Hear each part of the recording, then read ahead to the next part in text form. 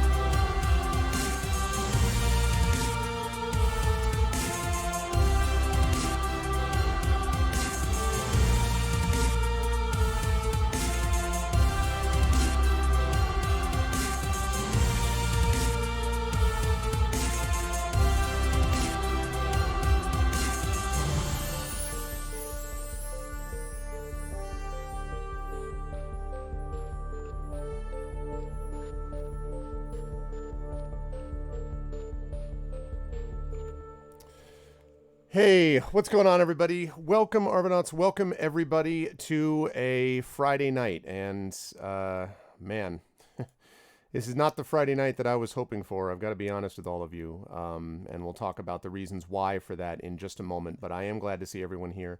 And I hope everyone is looking forward to, one way or the other, either to forget or to get fired up or to do something. And I hope everyone is looking forward to Esper Genesis as we continue. It is day 50, believe it or not, of Esper Genesis with Altai Media Presents. It is we're really excited actually to continue this game. Circumstances are not great, and we'll talk about those in just a moment. But we are excited to bring you this game, which is as always sponsored by Alligator Alley Entertainment. I'm just going to say this stuff very quickly because it's not what I want to focus on today. If you appreciate what you see here, please follow the channel. Check out our YouTube with !ArvTube, our Discord with !ArvCord, our Twitter with !ArvTweets. Website is arvaneleron.com. On the financial side, !ArvShop for our merchandise area, !ArvTreon for the Patreon. Thank you so much for the resub, Mrs. Dunsel. 2 years, wow. Thank you, Mrs. Dunsel. I really, really appreciate that. Thank you very much. So yes, the Patreon, !ArvTreon. And of course, we've got the sub button, which Mrs. Dunsel has just used, which you can resub and support the channel and get those custom sub badges and emotes. And of course, also inspirations to help out the players. And last but certainly not least, I guess I mentioned the sub button, the publishing stuff, !Icarus for my Icarus and Jelinek graphic novels, !Library for Tales and Tomes from the Forbidden Library, !Gray Shade KS for the Gray Shade Kickstarter, and exclamation point, most importantly tonight, BLM for Black Lives Matter. We've been talking about this and we'll continue to talk about this. And it has never been more important in some ways to talk about politically what's going on here than what we're dealing with right now. Normally what I do is I talk a little bit about schedule, and I will just mention quickly, schedule-wise, that I am going to be on tomorrow at 7 p.m. Eastern with Little Red Dot for Masters of the Dungeon, and then at 8:30 I will switch back over to Kingdoms of Amalur Reckoning. Today, though, we have Esper Genesis, and so I'm going to unmute myself so the folks know that we are ready to go. Unfortunately, Johnny is dealing with not great internet right now, so at the moment, he is trying to get a better cell signal, the poor guy. So he's trying to get better cell signal, and he will join us as soon as he possibly can. Normally, what I do is I normally, say what I'm going to say, and then I come over and I'm like, welcome everybody, and hey, here's the players. And but as I've just been talking about with these lovely people and friends, this is kind of a different situation, obviously, and I feel obligated to talk about it just very briefly, and I promise I will try to keep it brief. But I also want to do this with these folks because I want to give them a chance to, if they wish, weigh in as they are then introducing themselves. Though I should be clear that this is also not a requirement on them. I am speaking only for myself and my channel, so I don't want to involve them in anything that they don't want to be involved with. Although I have a suspicion I'm preaching mostly to the choir with them, but they can make their own choices, and I just didn't want to just be on my own and be like, hey, so I wanted them to be here as a part of it. So here's what I want to say. For those people who have not seen the news came through, I guess, about 90 minutes ago or so, that Ruth Bader Ginsburg has passed away from complications of pancreatic cancer. This is a terrible, terrible blow on multiple levels. First of all, Ruth Bader Ginsburg was one of the better Supreme Court justices probably in the last 50 to 100 years. She was widely respected as a deeply insightful jurist, as a deeply committed jurist as well, who worked, outworked and out-hustled everybody and had enormous intellect and talent, and also courage to be able to, for many years, be one of the sort of voices that held out against a lot of insanity that came in from jurists that were considerably less experienced than her, getting to outvote her because of the majority on the Supreme Court. The second thing, of course, besides the obvious feelings of sadness that I think many of us feel at her passing, and again, she passes away on Rosh Hashanah, which is not lost on any of us either. And so, my actual, real, heartfelt thoughts and prayers to her family and to friends and all of those who were affected by her. But the second note that I want to make is this. There are a lot of very, very down people on my Twitter feed. There are a lot of down people. I think I heard Carlos say that he saw that it was something like 3 million plus people had tweeted out the hashtag no on Twitter, and I think that's the way a lot of people feel. Senator McConnell has announced in the last 10 minutes that he is going to put a vote through the floor to try to get a nominee through, shocking absolutely no one. This is a hypocritical bastard who has zero things of any interest to tell anybody, and the sooner he's out of the Senate, the better. But whatever, I don't really care about him. The thing that I want to be clear here is this. I've seen a lot of language of we're effed, and we're screwed, and it's over, and we had a good run. And I reject this completely, and I'll tell you why. I do not feel good about tonight at all. This is a bad, bad night. And 2020, as I have now confirmed with the incredibly scientific poll of everyone playing Esper Genesis with me, is the worst collective year that any of us have experienced. Not individually necessarily, but as a world collective. It is the worst year that we have seen ever. But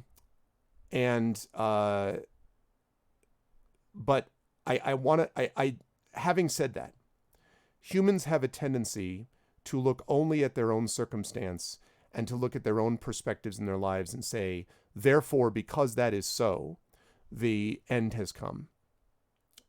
I think back often to what the people of London during the Blitz, when bombs were obliterating block after block after block after block in London, what those people thought at the time. And surely they must have thought, it's over, we're effed, there's nothing left. Surely the people during the Civil War, Abraham Lincoln must have thought, at its lowest moments in the 1860s, we're screwed, we're effed, there's nothing left. Surely people working in the nuclear submarines, people working in the nuclear silos during the early 80s, when we almost destroyed ourselves completely, must have had moments when they thought, we're screwed, we're effed, it's all over. These feelings are reasonable to have, but we need to recognize that we also got through all of those moments with two things. One, with a hard-eyed and legitimate look at the reality of the situation, an acknowledgement that this is a bad moment in our history.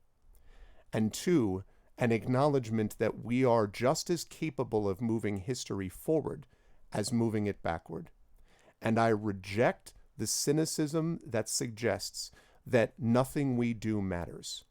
I understand the despair of it. I think the people who say, I need a drink and I need to step away is completely understandable, and you should do that. What you should not do is step away and not come back.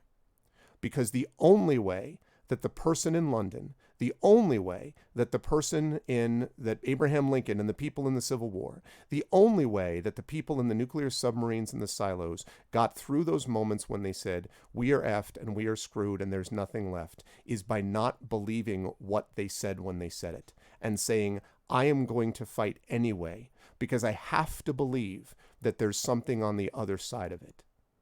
And so if you are feeling a despair and you are within the sound of my voice, I want you to understand it, feel it, acknowledge that it is totally reasonable to feel that way. But I also do not want you to stay in that moment. I want you to think about what comes next. And after you've had a day or two to mourn, I want you to get back up and do the following things if you were a U.S. citizen. I need you to call your senators, especially your senators, and tell them, whether it's blue state or red state, that they must under no circumstances vote to confirm any Supreme Court justice before the election. Don't tell me it doesn't matter because they'll do it anyway. Who cares? I'm not asking what they're going to do. I'm asking what you're going to do.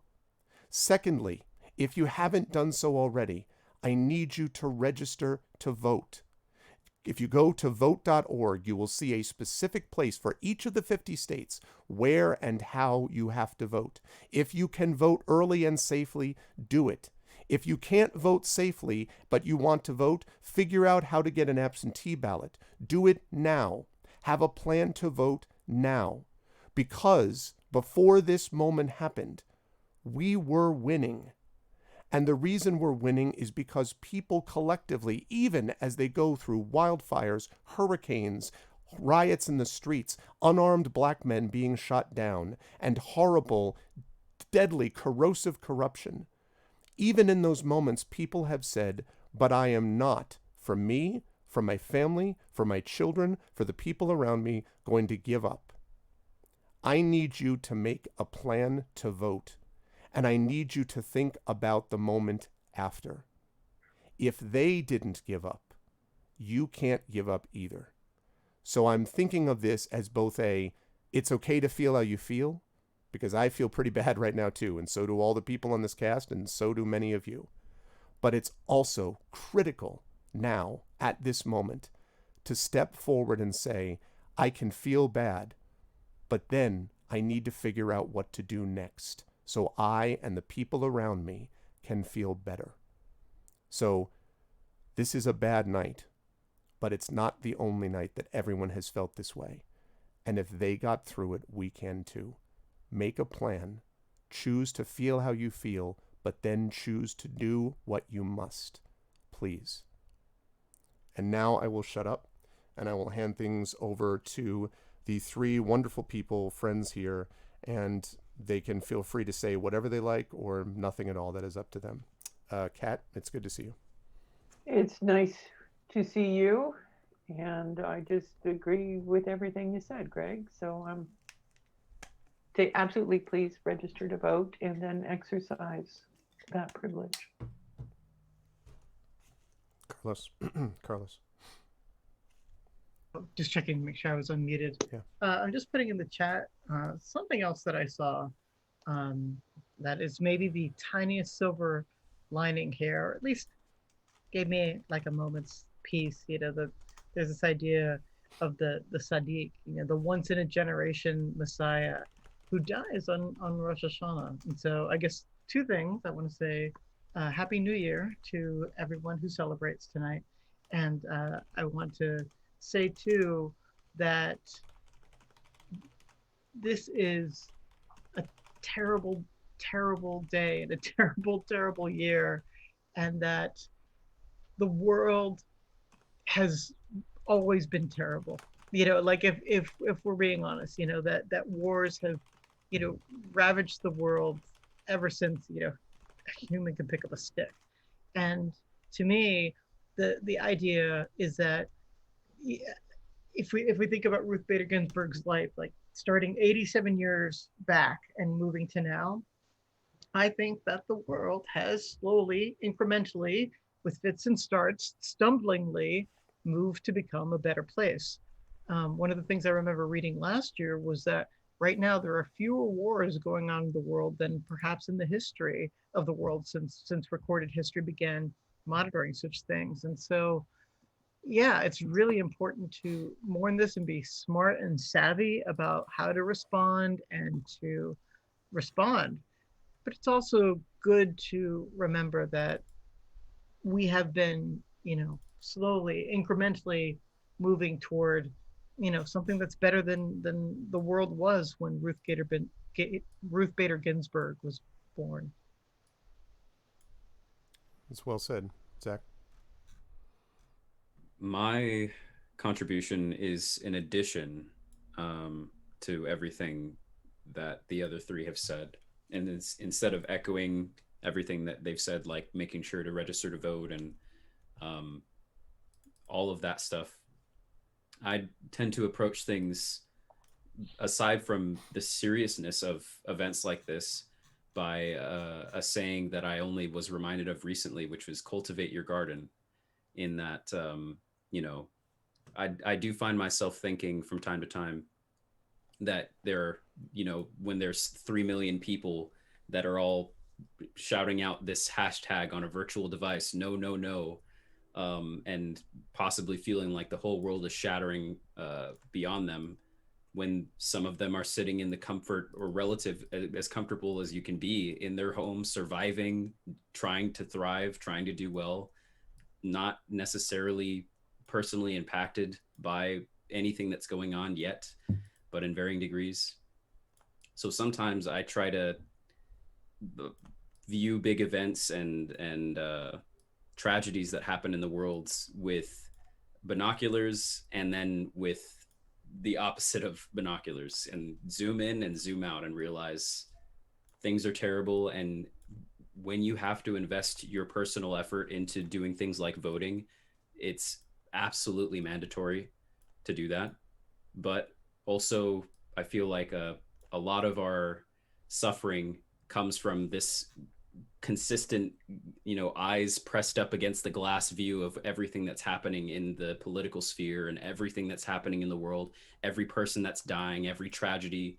I always make fun of my parents because they religiously watch the news, and 90% of the news is this random person that you've never heard of has died from a random thing that doesn't have any effect on you. It's like, yes, sure, you should know about it, but I guess my message, to not be light on any of the seriousness of things that happen in the world and the political sphere, and Ruth Bader Ginsburg's death, is to be conscious of your personal mental health and how that is affected by your consumption of everything around you. So that's how I tend to view things, is very much, I'm a very practical, take it in strides kind of guy. So if you are struggling, or if you are, really impacted by this, my message to you would be find a way to make a personal difference through everything that the other three have said, like making sure to vote, but then also be aware of what you can do to make sure that your garden, that your own little space, is as comfortable and as safe as you can make it, even if the world is burning around you, or if it's looking something a bit like Cat Rambo's background, and it's just twirling off into space. So yeah, that's my contribution. That's also well said, Zach. Johnny has just come in. I think has got audio on and so can hear us because putting in the extra miles to make sure you get a cell signal. Johnny, I just spoke very briefly about the Ruth Bader Ginsburg thing and about the critical thing of voting, and then everyone basically has weighed in with takes of yes, more, and optimism. There is optimism there, and as you just heard from Zach. So I wanted to give everyone the chance to say what they wanted to say. You can also feel free to say nothing else about it if you want. There's no pressure. I just wanted to give people the opportunity because this happened like 90 minutes ago that we found out. So feel free to say anything you like or not about it, Johnny. It's up to you. Okay, first off, can you guys hear me? Yes, can hear you fine. Yes, sir. Is the audio, is the mic audio okay? Yeah. Yep. Actually. Okay. Okay, good. I mean, I'm sorry that I missed the rest of your introductions. The whole Ruth Bader Ginsburg thing is incredibly tragic. This year just got incredibly, even more divisive. Yeah. The whole voting thing, yeah. Every vote counts. Everybody needs to get involved. This isn't a time to lose hope or get, despair. I think the biggest thing that I can say that I don't know if anybody else has said this is, I was reading something the other day where somebody was talking about the fact of one voice in the masses, talking about how, voting or verbalizing or writing or communicating in whatever way possible, your opinion, your frustration, your fight in your own personal way. And people always question, well, what does one voice, what can one voice do? One voice can do a lot. Sometimes it comes to votes, and one vote matters, in the decision, based on what it is and whatever the decision, whatever the process is, whether it's legislation, whether it's a position in government. And one vote can matter, but there's an even more important element of it, which is to say that having a voice, being able to express it, is making sure that you don't lose hope, you don't have despair, that you don't get lost, and that you actually don't let the terrible situation change you, change your opinion, change who you are. That's more important than the vote, and the vote is incredibly important. We have to take care of ourselves before we can take care of anybody else. And so that's where I stand on this. Is the situation, it's horrible. Yeah, we're in a really crappy place right now. Hopefully things get better, but we can't let it get us down, otherwise we won't be available to fight and make it better. That's all I have to say. Yeah, thank you, everyone. Really thoughtful things to say. And I'm not going to make a big thing of this, but just one point because of a comment that was made in chat. Politics is about people. So I will not make a separation in this channel ever and turn away from reality when reality is facing us. As much as I love these games, as much as I love the stories we tell, as much as I think this improves our reality around us because of what art shows us we can be, what art shows us we can do, either in positive or negative ways, but I will under no circumstances turn away because I have the privilege to pretend that everything is fine when it isn't. That is not what the people did at the times that I mentioned previously. So if that bothers you, you're on the wrong channel. As far as what we all can do, I endorse what everybody else just said. And one of the things that I wanted to make clear was that this is why you cannot give in to cynicism. Carlos said something in the green room that I really appreciated, which is that artists play a long game. And it's true that artists as a whole think of the longer scope of what it is that we do and think about. And that means that we have to look historically at what is possible for us. And that means not giving up at this moment. So, yeah, we're not giving up. And you need to remember that there are millions and millions and millions and millions of people who won't give up either. But it's up to all of us. And so make a plan to vote. Figure out where you're going to be doing the voting. Call your senators if you were a U.S. citizen. If you are not in America, please give us as much support and help as you can. We're trying really hard. We really, really are.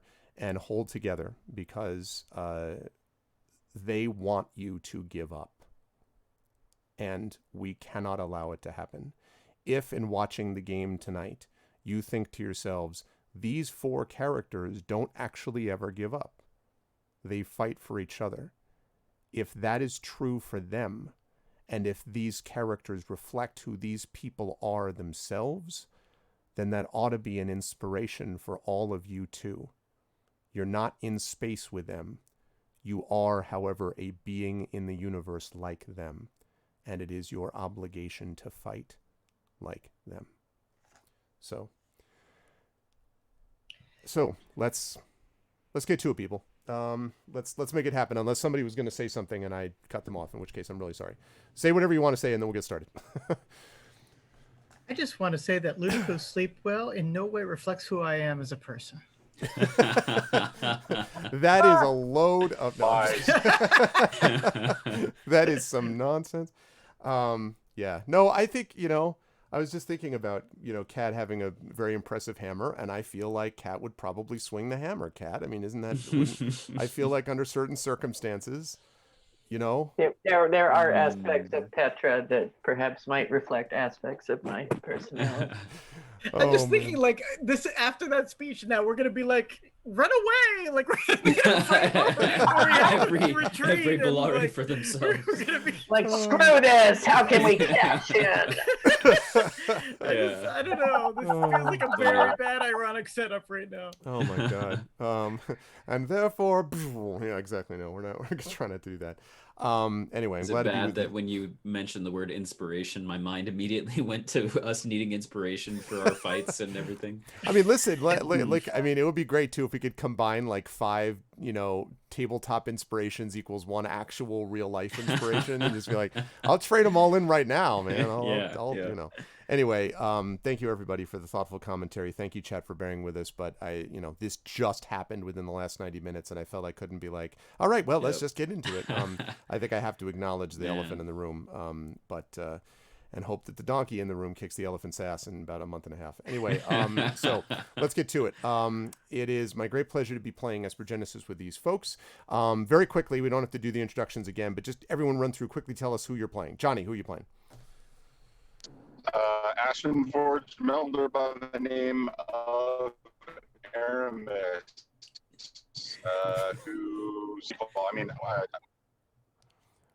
Okay. I think I heard it. Your connection's gotten a lot worse. It got a little Johnny. worse just then, but it's okay. We heard it. We held it through. Kat, who are you playing? I am playing Petra, an Ashen Forge Sentinel with a very large hammer and a mysterious connection to artificial intelligences that she does not herself understand. Indeed. And Carlos, who are you playing? Playing Ludicrous Sleepwell, Volna, or sort of like a Catman engineer and healer who has a very dysfunctional family. Yeah, as we learned last session, a very dysfunctional family. Yes, 100%. And Zach. I am playing Cosmoritis or Cos or Starboy, the Belare Hunter. Haven't gone by that name in quite a while. And he has a sniper. He's a master of marksman weapons, and also kind of like Kat, but in a different way, has a very interesting and perturbing relationship with AI, given that one is living inside of him. Yes, this does seem to be happening quite a bit.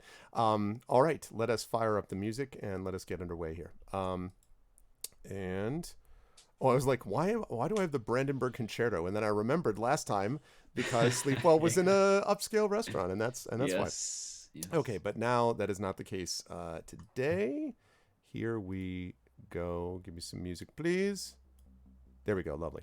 In our last session, in day 49 of Esper Genesis Altai Media Presents, the crew was taking a well-deserved break after the events of the previous adventure, Sensations of Bliss, which they had survived, but not by a whole lot of extra space. They were very, very close at times after facing a serious combat against some serious creatures. And they still, of course, have these dangerous forces lurking in the background. The biggest one that they have to deal with, or the most significant forces that they have to deal with, are, in some order of another, the Shadow Technocracy, the shadowy criminal organization which has spread throughout the Silrain arc and which has grown increasingly angry with the crew's presence, since the crew seems to have a habit of disrupting and blowing up their things every time they run into them, whether it is secret moon bases or secret plans to do things to people and all that stuff. They do have a way of disrupting things, and the Shadow Technocracy is very, very displeased, clearly, with the crew at this point. The second enemy that they are facing, of course, is Zephyr Corporation, which, although perhaps Zephyr Corp officially has no position on the party, you've got to assume that these folks are bad for stockholder value. You know, shareholder value has been dropping ever since the party got involved, largely because the party continues to disrupt a lot of their profit margin when it comes to things like breaking up various concerts and various events and things like that. Especially the rogue branch that supposedly exists of Zephyr Corp, which has been doing sort of dark black market and dark market stuff relating to forbidden technology, the use of forbidden technology, and the production of things like deadly nanoviruses and things like that, which could have terrible, dreadful circumstances for the Silrain arc as a whole.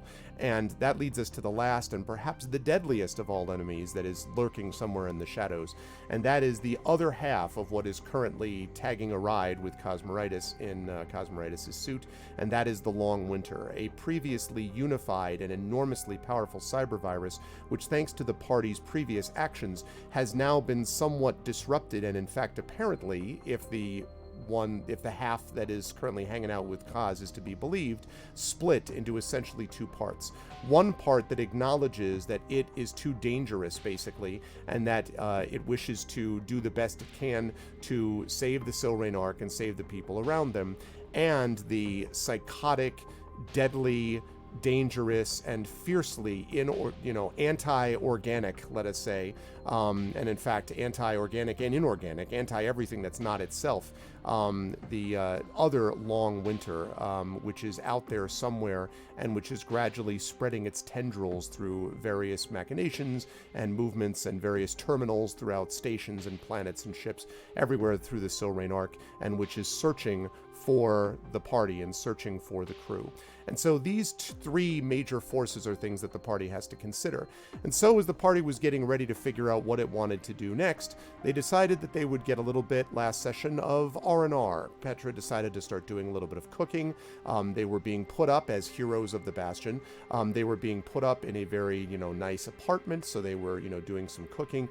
Aramis trying to come to terms with who and what he is going forward and why. Thank you so much, Arenth, for the sub. I appreciate it. Welcome to the year mark and the coveted bronze quill. Thank you, Arenth, very much. I appreciate it. Actually, no, coveted silver quill. I beg your pardon. Thank you, Arenth, so much. I appreciate it for the resub. Thanks, man. And so Aramis was starting to contemplate, his position in the universe, let us say. Kaz himself was also trying to look into cleaning his rifles, cleaning his weapons, meditating on what might come next, trying to decide what it's like to be sitting there with an AI and, how to sort of process all that, sitting in his armor, etc. And while the party was doing this, Sleepwell decided that he was going to go out, gather some information, and hopefully, get a little good food as well. And so he went to a nearby place. He was looking for love. Exactly. I don't like well, I didn't want to. I was looking for cat love. Listen, right. I didn't want to put it this way. Looking for the finer things, including all the finer things. And so went looking for some cat finery. Without Tomming.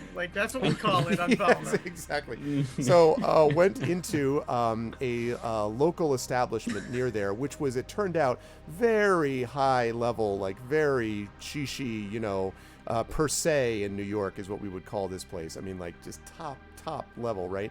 And because he was hero of the Bastion, was allowed entrance and allowed access to a special room at the back where everything looked great, until in walks, of all people, Sleepwell's sister, who informs him that Sleepwell's sister has been looking for him and has been trying to gather information about where he was, and had successfully tracked him down and needed to talk to him about some stuff.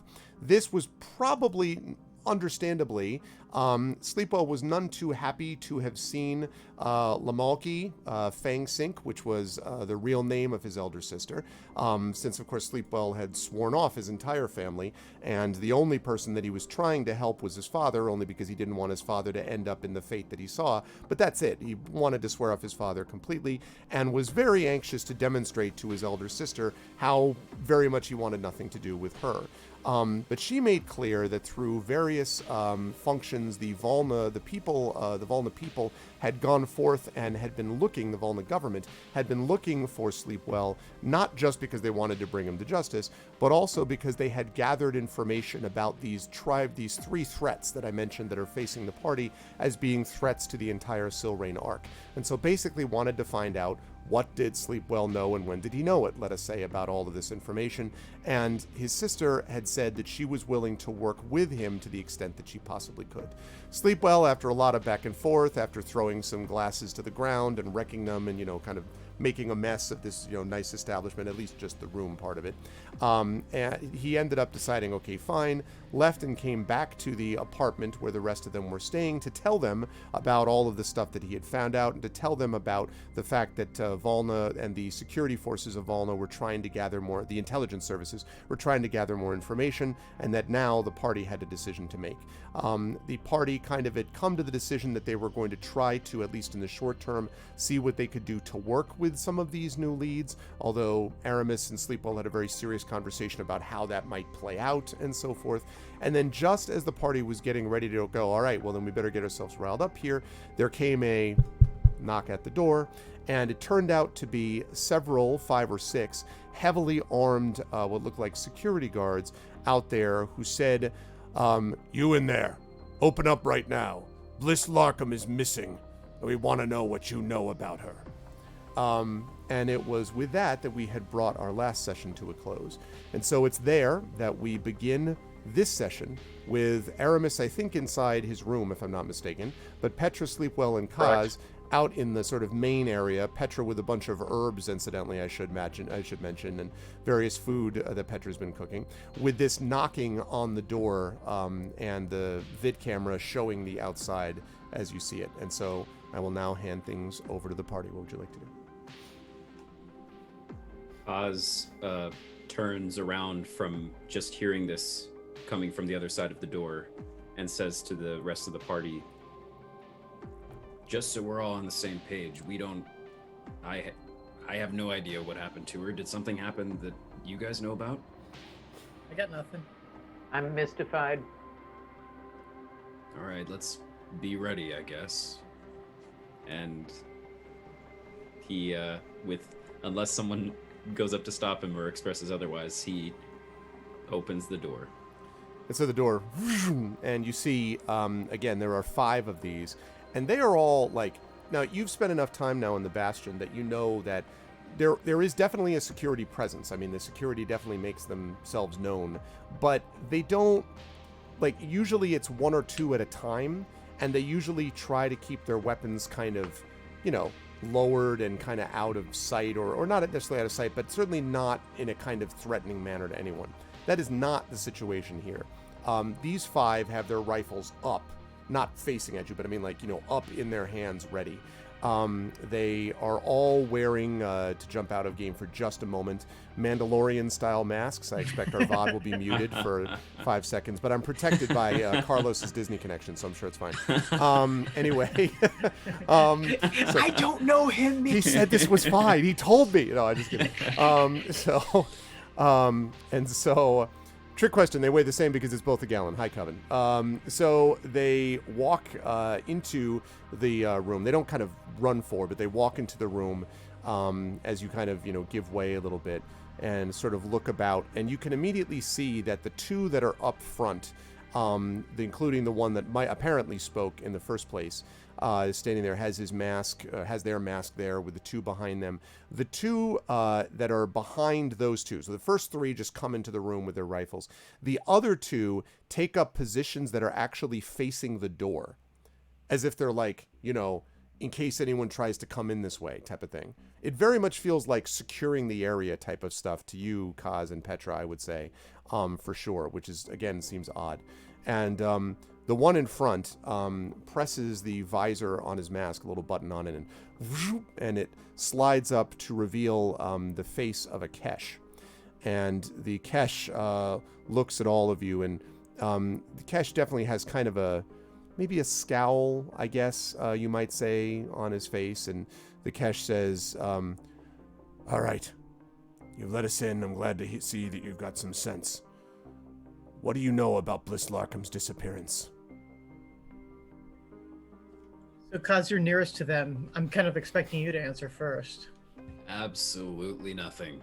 We were waiting to hear from a prisoner that you guys were holding and assumed that she was safe after we were all brought from the fight. What prisoner are you talking about? Merrick. And kind of pauses and says, sort of looks and says, Merrick. Merrick? And just shakes his head. And he kind of looks back at one of the other guards and jerks his head. And the guard goes into the kitchen, kind of in a flanking position, I guess you might say, Petra. But I don't want to overdo that. Like, not like, haha, I'm ready to kill you. Just like, it feels like they're securing this room somehow.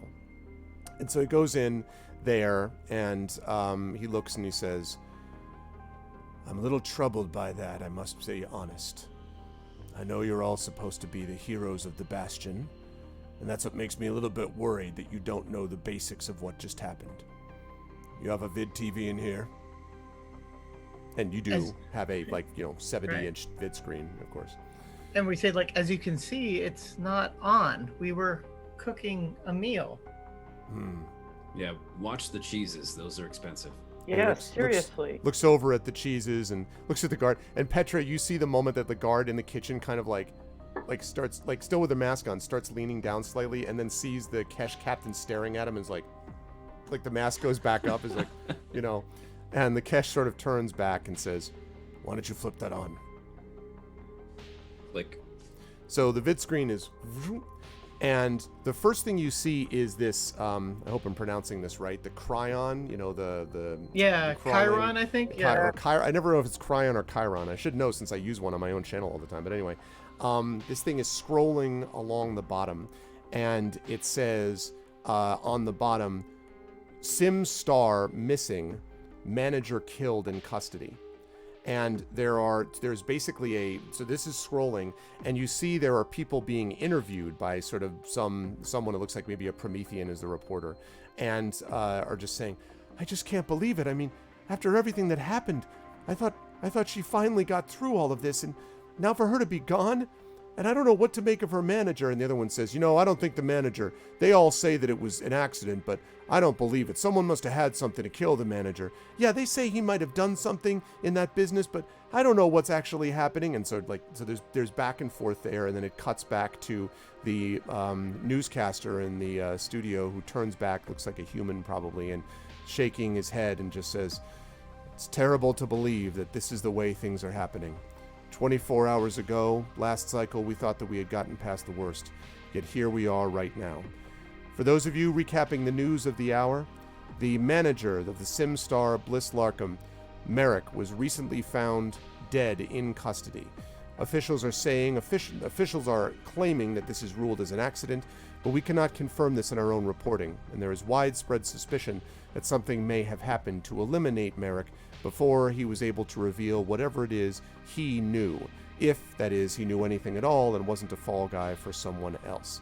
There is deep concern among members of the Bastion about what is going to happen next, and some of that suspicion has begun to spread to the heroes of the Bastion. And the next thing you know, he points up, and bing, your 4 pictures, Aramis and Petra and Sleepwell and Kaz, show up on the vid screen. And you hear, it was only a few short hours ago that these 4 were being seen as the heroes of the Bastion. But now questions linger. Were their connections made so that they could get the chance that they needed to get rid of Merrick? Did they know more? Were they involved in the disappearance of Bliss Larkham? How much do we know really about the 4 heroes? And then it cuts to this personality that you know, who has been on there before. His name is Boo Lobs. He's this big-looking dude who is sitting in front. He looks like could possibly be some kind of Volna, which is unusual sleep well, because obviously Volna, most of the time, even the ones that you don't like, don't spend a lot of time in entertainment. But this one happens to be kind of a minor political celebrity, you might say. And Boo Lobs is there saying, "The truth is we don't know anything about these ones. We make anybody a hero these days without gathering information first. The truth is, when you get 4 groups like this together, 4 people from 3 different races, how much can we really know about their loyalty to the Bastion? How much can we really know about what they truly believe?" And it cuts back to the newscaster. "Reasonable people can disagree, and there seems to be blame to go around on both sides. We'll have more in a moment." Then it cuts away to some commercial. And so the guard sort of looks at you, the captain of the guard looks at you, Kaz, and as if to say, like, you can flick it off now if you want, basically.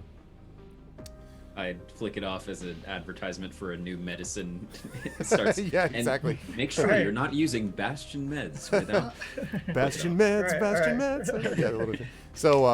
So this is happening. And I should say, by the way, Johnny, Aramis, you can hear, like, you can probably hear through the door if you want some of this conversation. And you probably heard a little bit of that muffled stuff from the vid feed. I don't know if you want to come out to the main room or if you want to stay where you are.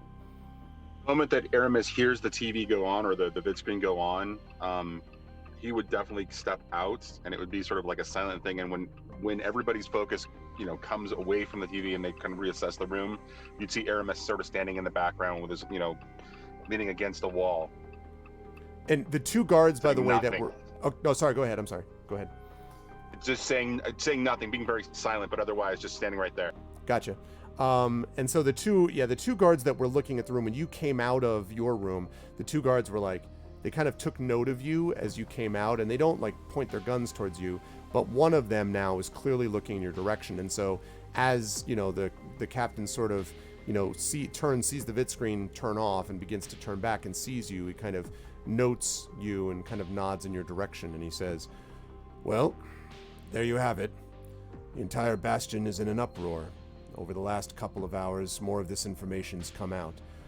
And the prevailing conspiracy theory of the day is that the heroes of the Bastion may have set everything up in just this way so they could get a free shot to no one knows what comes next, but to do something. You were the ones closest to Bliss Larkham besides Merrick. Now Merrick's dead, and Bliss Larkham, no one knows where she is." Excuse me, we weren't anywhere near Merrick. We were actually excluded from being able to interview him. We were waiting our turn. It seems to me like the security detail of this very, very fine ship was the ones who had the only proximity to him to perform this, unless they were infiltrated in some way. We need to know what you know so that we can help you, because you clearly need our help. And he sort of sighs heavily and he says, "Look, and he kind of looks at the other guards who are all kind of staring at in your direction. The ones that are in front, the 2 in back are still staring either at Aramis or at the door. And the 3 that are in front are still there staring at, let me recount this again. The 2 who are near the door are looking at the door. The one who's in the kitchen and the other one who's in the front is looking at the captain. There we go. 5 total. I can do math. And so the captain sort of sighs and looks at them and then says, "All right, the 4 of you wait outside. Make sure you secure the front. Don't let anyone get into this apartment." And the 4 sort of guards look for a moment, like hesitate, and then he looks and he says, "Is there something wrong with your audio feeds? Get the hell out of here and guard the door, I said." And they kind of, stand up. They move out. As they're passing you, as the guard from the kitchen is passing you, Petra, you see the guard hesitate for one moment and, like, his mask moves back in the direction looking of the cheese. And then he kind of looks up and is just like moves out with the rest of them.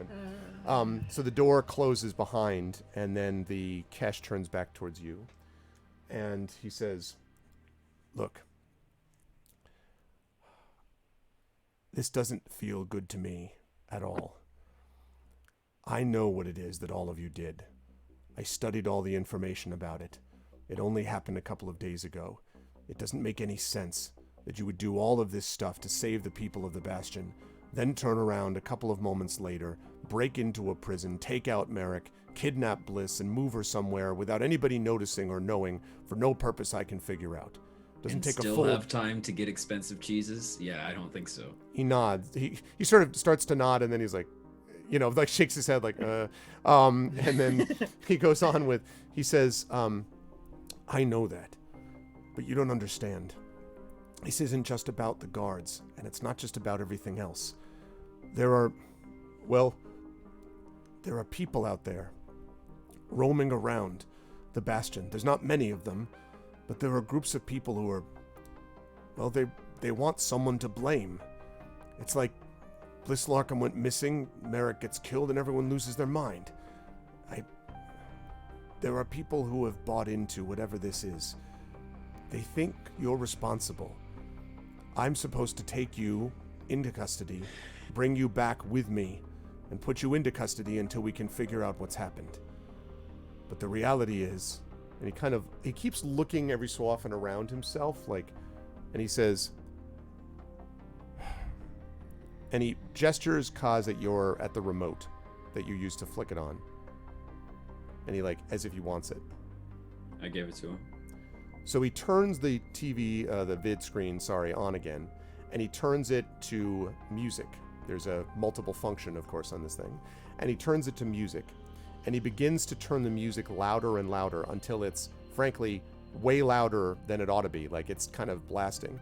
And he says, I'm not going to do this the whole time because I'd like to have a voice for the rest of the session, but imagine him yelling at the top of his lungs, okay? Something about this isn't right. I can't get any information, but the orders that we're getting don't make sense.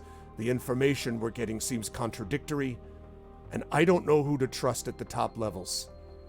What I'm saying is, if I bring you back into custody, I don't know if you survive it. Do you follow what I'm saying? I'm nodding. So he says, I don't know what to tell you except to say that I'll be thrilled if I'm going to bring you back and lose more people on my watch. So, I'm asking for your help, and I'm telling you I don't know what I can do to help you. There's only, and he kind of shakes his head. There are people in the Bastion, people you might be able to find who could give you some information, maybe. But I'm telling you, whatever the normal channels are, whatever the normal authority structures, I don't trust any of them.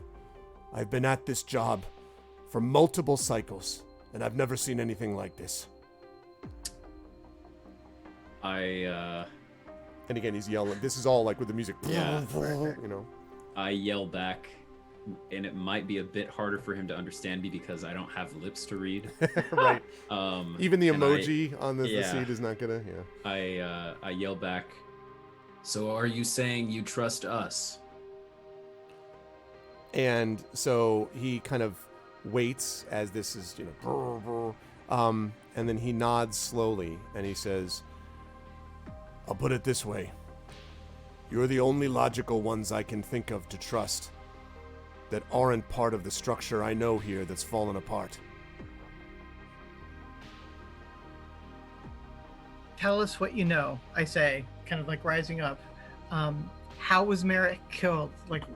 Was it execution? Who was witness to it? What video footage do you have? He says,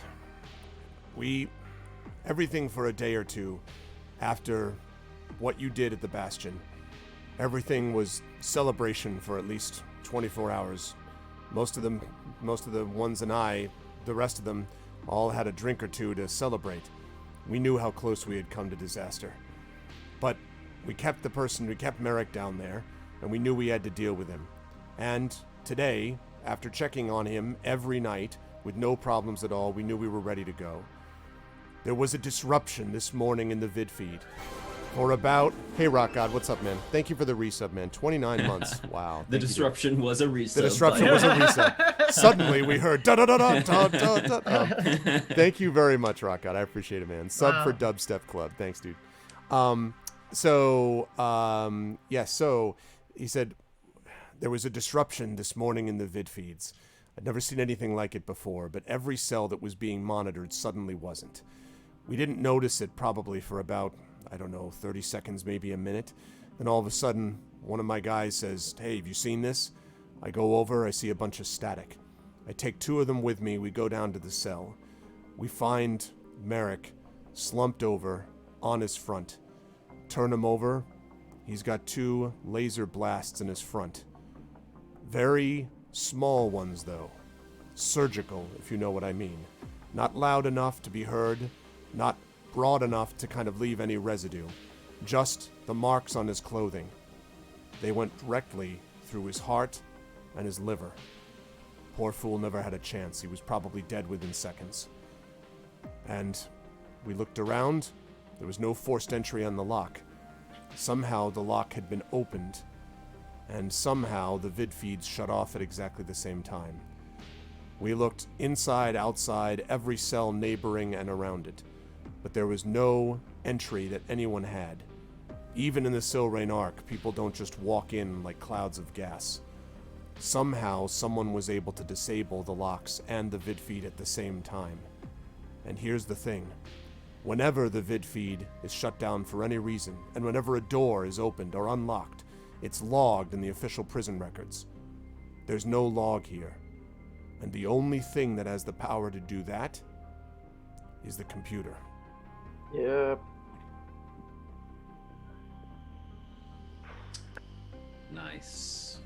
As for Bliss Larkham, that was all over the vid feeds first.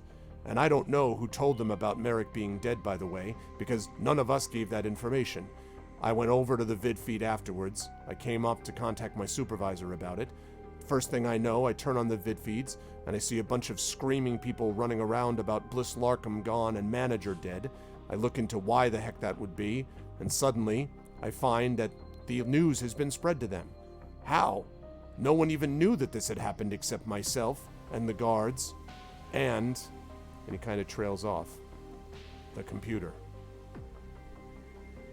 So, I'm kind of like looking meaningful over at Kaz, and I think he knows why. But to the Kesh, I kind of lean forward and say, who's the guy on television who's basically blaming us? The big loudmouth Valna. Boo Lobs, you can't pay attention to him. He's a blowhard. He used to have some respectability. He was on one of the main vid feeds. Then he got more and more crazy. One of the worst xenophobes on the station. Thinks that no one else should be allowed except very clearly distinct humans. Advocates, if you can believe this, for keeping them all separate. Humans in one section, Prometheans in another section, Valna in another section. Says the only way to make sure we don't destroy each other is to keep the ones that don't belong apart. Most people think that he's insignificant, but about 6 months ago, his show started to get more popular again. Lots of ratings on the vid feeds. Funny thing is, though, I never watched him. None of the people I knew ever watched him. Yet somehow he keeps getting amplified, promoted, boosted up the chain. I don't see why, though. I don't think he's got anything to do with it, to be honest. At least, I don't think he could have done that much. I mean, most people ignored him until he started showing up more, that is. Aramis is going to finally speak up, look over to Sleepwell and say, well, Sleepwell, is this type of xenophobia normal for Volna? That sounds a little extreme to me. Valna are not xenophobic in large demographic kinds of sense. They believe in a primitive way of life and are somewhat resentful that they need technology and the community that comes with it, but they're certainly not that guy. That's isolationism. That's not xenophobia. So Yeah, they can be pretty xenophobic. He's just like he has a, Well, he has now a that pretty you mention it. particular worldview about he's like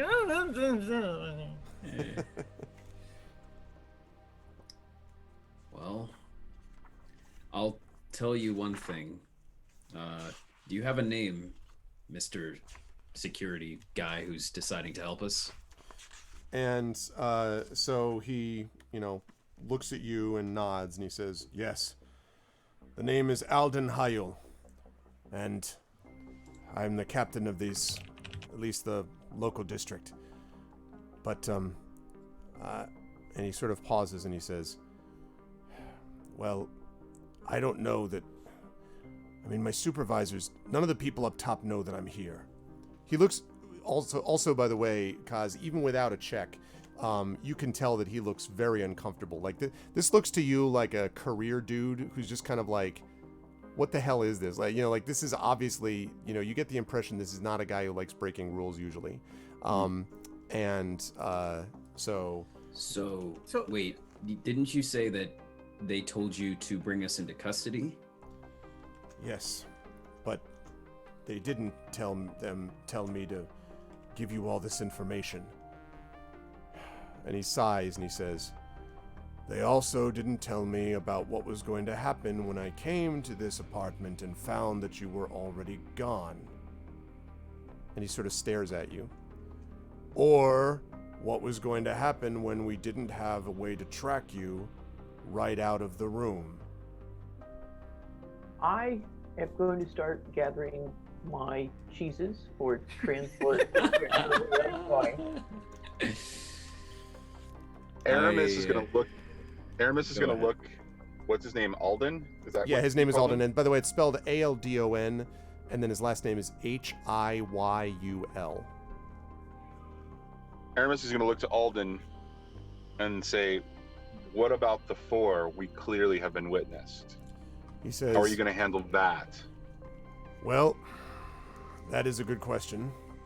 And he sort of looks around. He says, "I'm happy to take suggestions." He says, "There's one that presents itself to me, but it's going to be a little painful. Mostly for me." We may overpower you, but how are we going to get past them? He says, "I know. If that's what you're thinking.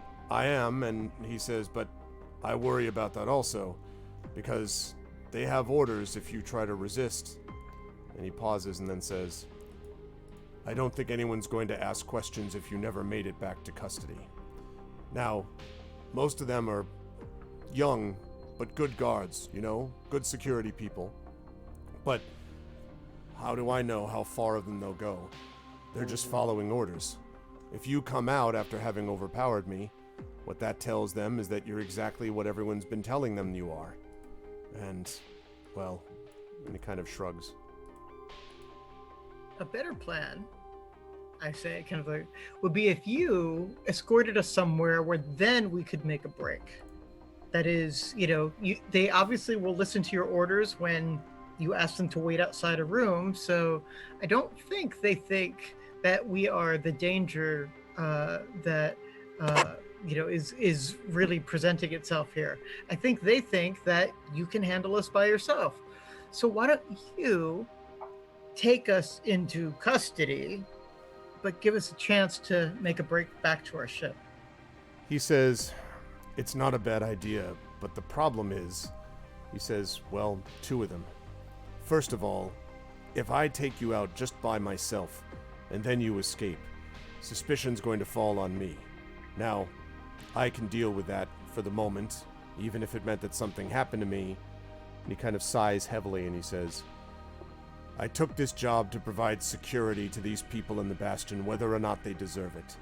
No one's made secure when we start taking random decisions and bringing people in that aren't really guilty and letting the actual guilty ones go free. I'm not going to let them do that. But the problem is, if I get taken out, I have no idea what anyone else is going to be like who takes over my position, including any of the four out there. The other problem is your ship. It's been impounded, at least technically speaking. Right now, as I speak, there is an entire security division around the ship. They haven't been able to get in it from what I understand. They seem to say that there's something unusual about the technology of the ship. It seems to be resistant to entrance." Aramis is going to raise his hand slowly look over to Sleepo again and say, I've got a really bad idea, Sleepwell. Uh-huh. But Familiar? I'm gonna need your trust long enough for me to be able to explain it before you tell me no. Okay? And Sleepwell, he looks over to Aramis and he remembers the conversation he just had, and says, "You are different when you're sober. I'm listening." All right. So you remember those 4 automatons? You mean these? And I whistle, and they come back into the room. And the Kesh is kind of like, a little like, taken aback. I mean, is kind of looking around. How far can they go outside of your range of influence?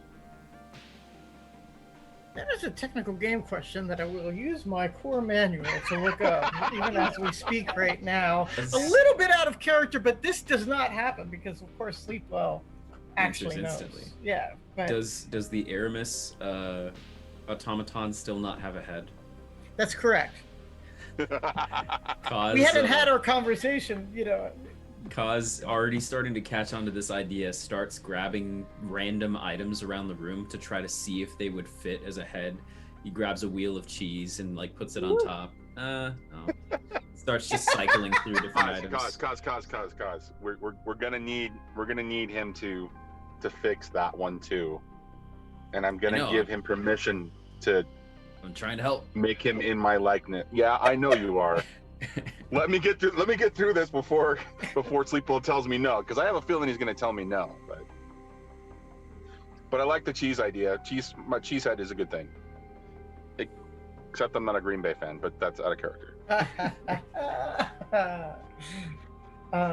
So I'm still just trying to find it right now. So if you want, please go ahead while I consult my, Okay, so Aramis engineering continues and he says, I think there's an opportunity here if Alden's suspicion is correct and we're going to be dealt with once we go into custody.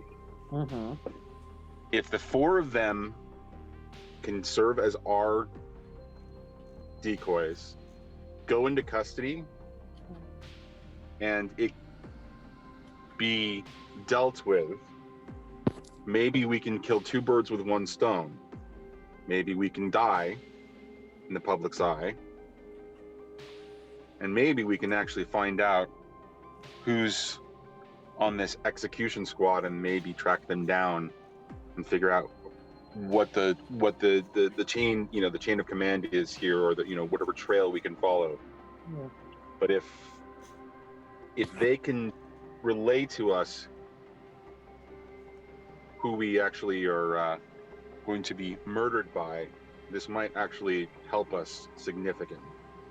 But I suspect, Sleepwell, that these particular automatons are not going to come back.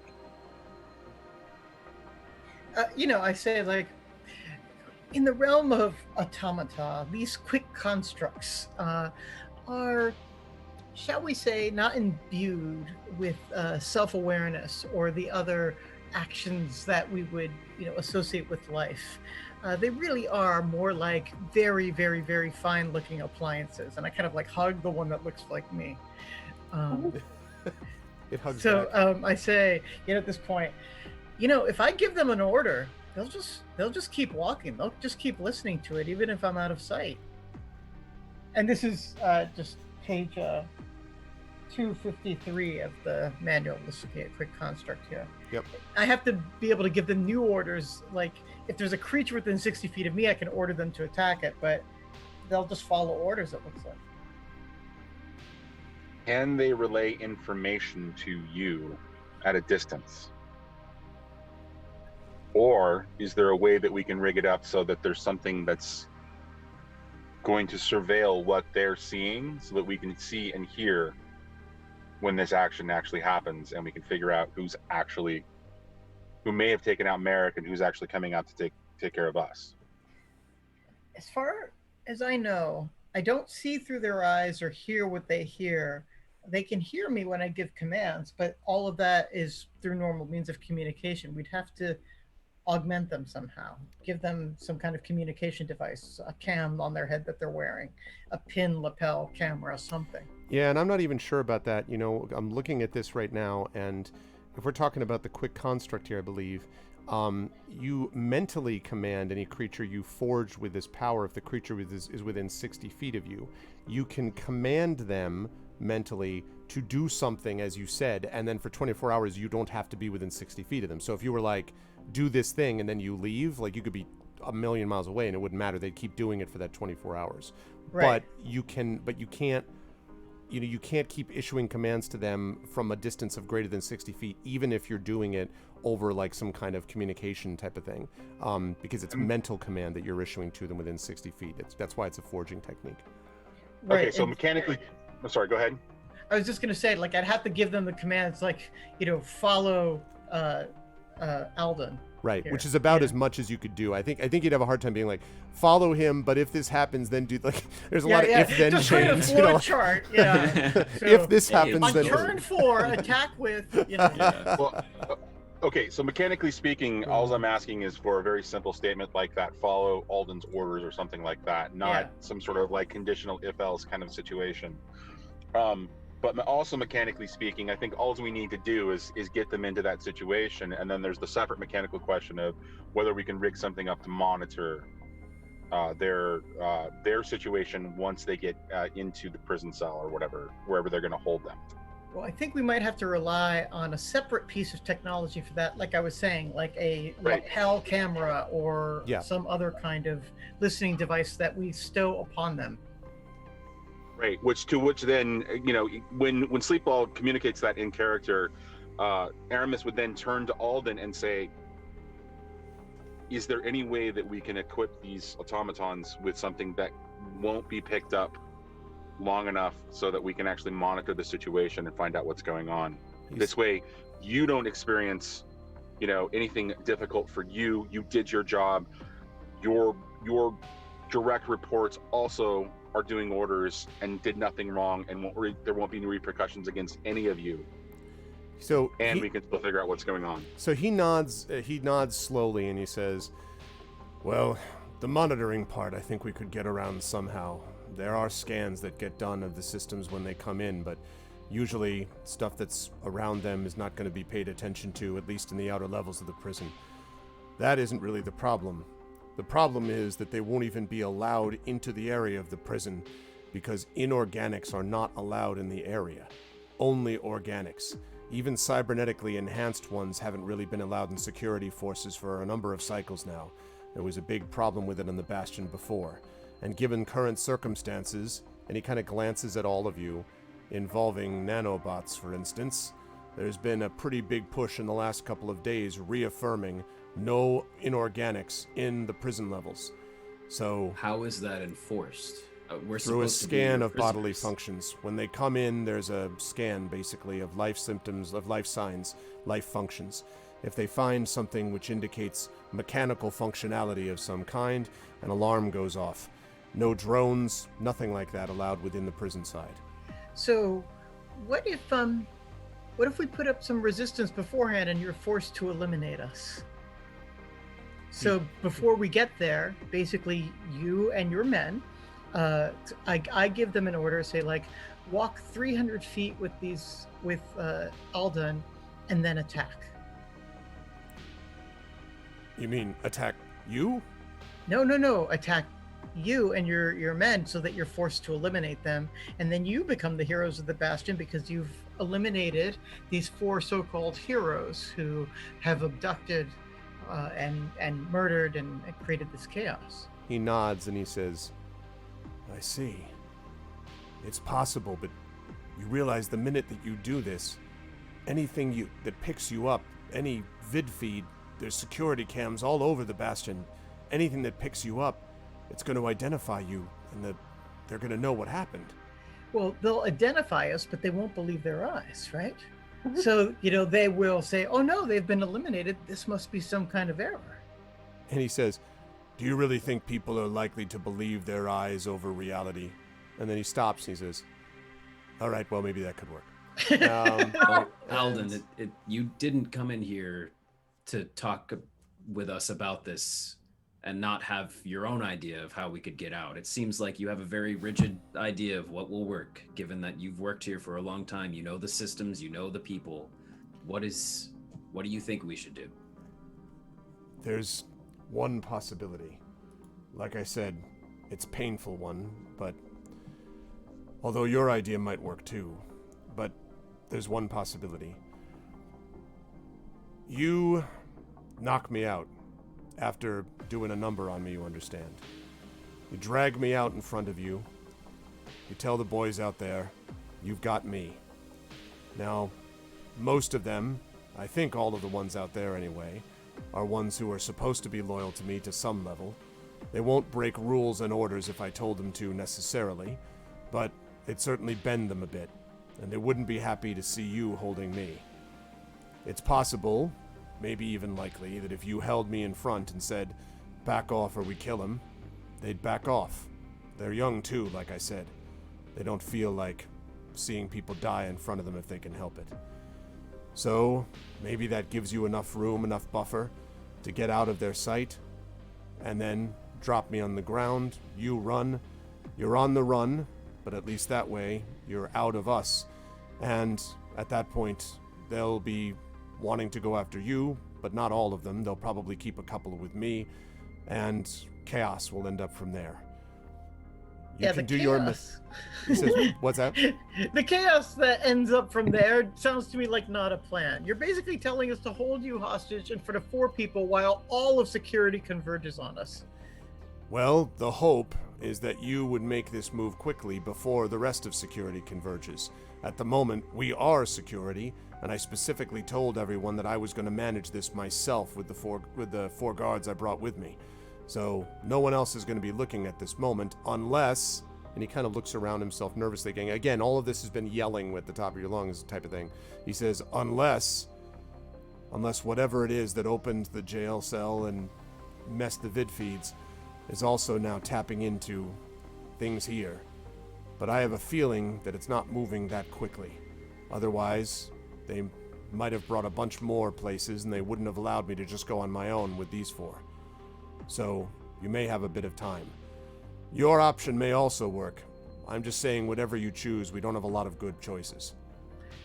What happens once, say we follow your plan, what happens once you wake up? What kind of investigation is going to happen? Are you going to be compelled in any way, shape, or form, including something that, I don't know, might force you to reveal the interaction that you've had here? Yeah. Oh, they'll tell me that I need to tell them what happened, and I'll go into it in great detail. A bunch of Frelling off-worlders, Frelling off-stations, come in, get to their head, all is set up, knocked me out, hit my boys, did everything that they could do to me. I think I can spin a pretty good tale, and if you make it look convincing enough with what you do to me, well, he says, the truth is, I think I can keep them guessing for a while. But that's the organics. I don't know what the inorganics are going to do. The computer, I mean. I don't know that much about what the technology is going to do about it, except that I know that the Bastion, well, it's been built on many times, you understand. It's not just one thing. It's been built on and then built over and then rebuilt and reacquired by other companies. It's less one technology and a bunch of interlocking technologies. Some of them don't always talk to each other. It means that whatever happens in one area, it's going to take a while for it to spread to another area. It's maybe the only time I've been happy about how Frelling inefficient this place is. I'm kind of like poking around and looking around the apartment right now, and I say, like, your head of security, this is Bliss Larkham's apartment. Certainly she would have had other ways to escape from, say, fans or, just ways in which she could avoid normal channels of travel. She wasn't going to be walking out the front door every time she was here. How did she get around and out of this apartment? He nods and he says, I thought about that too. But the truth is that the only ones who knew the details about this apartment were Merrick and, of course, Altai Media, her company. If Altai Media knew something, well, Altai Media never told us. We could have forced them to do it, but I'm just security, not the political head of this place. There was talk about getting the council and some of the other people to give her more information, especially after what happened over the last few days. But it only happened a few days ago. We haven't had time to go any further with it. And besides, I'm not the head of the whole station. And it's too frilling bad because there'd be some changes around here. And he kind of like rolls his... Petra, you also notice that as he kind of does this, like you hear his neck cracking a little bit. This Kesh looks to you not only like a big guy, but he's definitely older, but he carries himself with this kind of calm sort of, like he's been there a million times before type of thing. And you can tell he's not comfortable having this discussion and breaking rules, but you can also tell that he handles himself in a fight probably really well from the way that he's moving around. So I say, this is going to be out of character first. Okay. I'm sorry. So we ended up at this apartment. Right. This is where they put you up here because... right, but who's they? It was not totally clear. The grateful citizens of the Bastion is what you were told. And supposedly Altai Media was really grateful because you avoided a lot of bad publicity for them. And, Bliss Larkham, their top star, would have died and everything. So basically it was some amalgam of the citizens at Altai Media. In fact, since Altai Media was certainly paying the freight for this apartment when Bliss lived in it, probably it was Altai Media, if you had to guess, that set this up. Right, but I guess here it's like we had to actually move physically in the space here. Somebody had to guide us here. Somebody had to tell us it was Altai Media. Like, who was that person? Yeah, no, it was multiple people, actually. Multiple representatives from different places that basically helped you move, that gathered your stuff. I mean, you guys didn't have a lot of stuff, in fairness, because most of your stuff was back in the Hyperland, so it wasn't like you had, millions of things to take from place to place. But you had a number of different people that brought you over to this apartment, mostly spending their time doing the equivalent of, like, clapping you on the back, like, great job, I'm so happy that, my cousin had one of those things on till you took it off.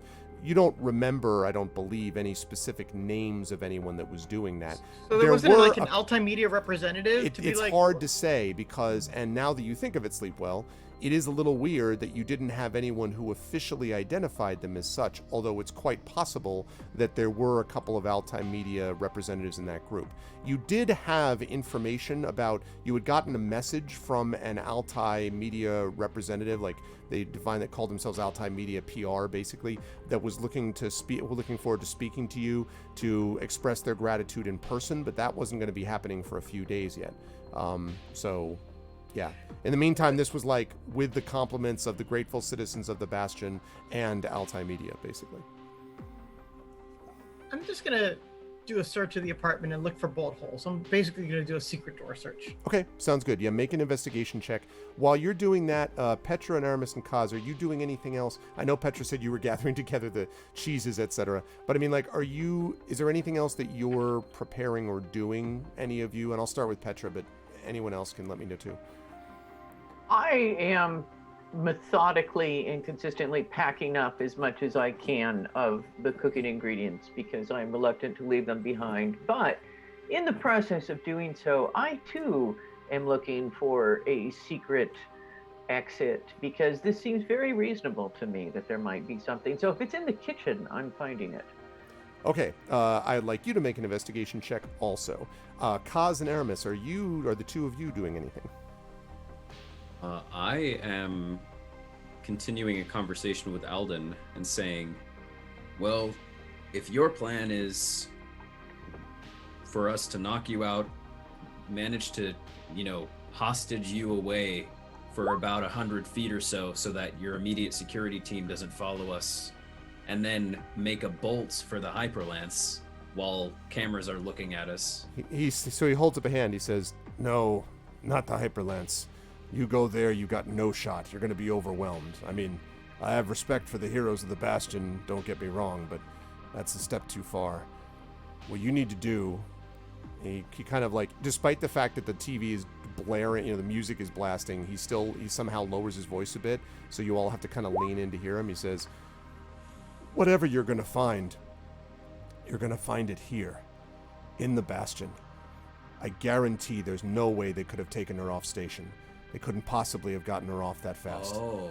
Somewhere in the Bastion is where she's got to be held, or at the least, someone who's authorizing all of this.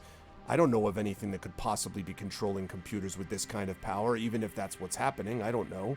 Someone's programming this from somewhere, but it's happening somewhere here on the Bastion. And until you get that figured out, you're not going to get your ship clear, and you're not going to get off station even if you wanted to. Even if you abandoned the Bastion and you abandoned your ship and managed to find yourself off of, I don't know, one of the escape tugs or whatever, you'll be a sitting duck for the security forces out there. I know it was described to us, and we kind of saw as we were walking around that the Bastion is divided into different levels. Would it be a good guess to say that perhaps we should, just whatever plan we use to get out of here, to make our way up there, what would be your best guess as to where to go to look for more information? And he sort of sighs heavily, and he says, I honestly can't believe I'm about to tell you all of this. And so he says, all right. And he looks over at the vid feed and he says, I'm about to turn the music off. And when I do that, I want us all keeping real quiet, if you understand what I mean.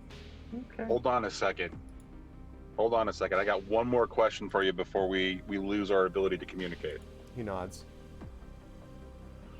All right, so you want us to figure out where she is. You want us to figure out what's going on and why the Bastion is being managed here, or how the computer is being manipulated in some way. You also said that the station is sort of like patchwork. It's been built on, a foundation, and things have changed, and there's been different systems integrated. Is there a place that we can go to get the most direct access to the most systems, or the integrated, sort of central point where we can get information, where we can actually access the computer in a way that gives us the most direct access and the most availability to all of the systems? And it doesn't matter how guarded or secure it is, just as long as we can gain access, that sounds like the place that we actually need to be going. And so he smiles grimly and he says, I think you're already way ahead of me. Yes, where I'm about to show you is not guarded, and it's not secure. And that's exactly why it makes sense. And he seems really disgusted with the word sense, and he says, I'll answer that question with this. You ready? As if to say, you ready to turn it off type of thing.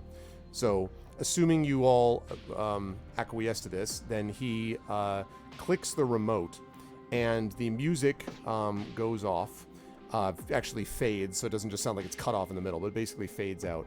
And it is replaced with an image, which he puts on the screen. There is basically almost like a little bit of if you're in a hotel and there's the guide, and you can see there's a channel guide and then stuff like that, but one of the screens on most TVs has hotel information, right? So there's something like that exists for this also. And what it is this one is a picture, which I'm going to show you on screen right now. And this is on stream, I should say, not on Roll20, so that chat can see it also. Okay. And so he shows you this, and he says, does this look familiar? Yeah. Did somebody describe it to me? Because oh, yeah, sorry. I'm sorry. That's right. Sorry, Armis. That's okay. So what you see is this, basically this big tower, and it looks a little bit like one of the towers you're in, except this one looks kind of like an unholy mess. It's basically a tower with a bunch of little side tubes and buildings and little kiosks and alcoves and things that are built out and around it. More or less exactly what was described by Alden before about the fact that the Bastion itself is built up this way. That's what this building that you're looking at looks like. And it also towers over much of the rest of what obviously is other parts of the Bastion. So he says, he kind of waits for that answer, and any of you can respond. I should say, by the way, while I've been doing this, that Petra and Sleepwell, if there is stuff that's here, it's not very clear to you. Like Petra, there's a lot of clear cabinets. You know what I mean? Like just as clear as the refrigerated unit was that you had to fill with herbs and cheeses and stuff. There's really, you don't find anything obvious there. Sleepwell, the thing that I would say is that this apartment, not only does it seem clean to you, it seems like it's been made overly clean. I mean, like by which I mean like every potential crack and, you know, like split and hole and everything seems to have been sealed up. This place looks like pristine, which is, to be clear, for people who have been in your share of various living circumstances during your time in Esper Genesis, not normal. Yeah. But you don't find anything unusual beyond that.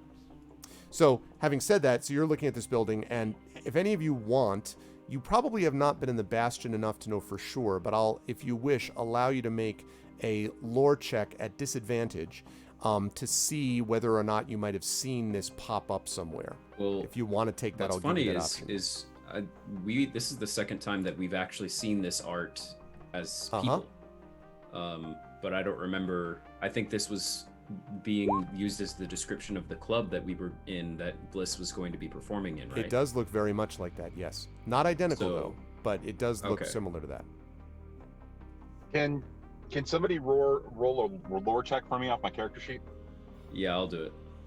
All right.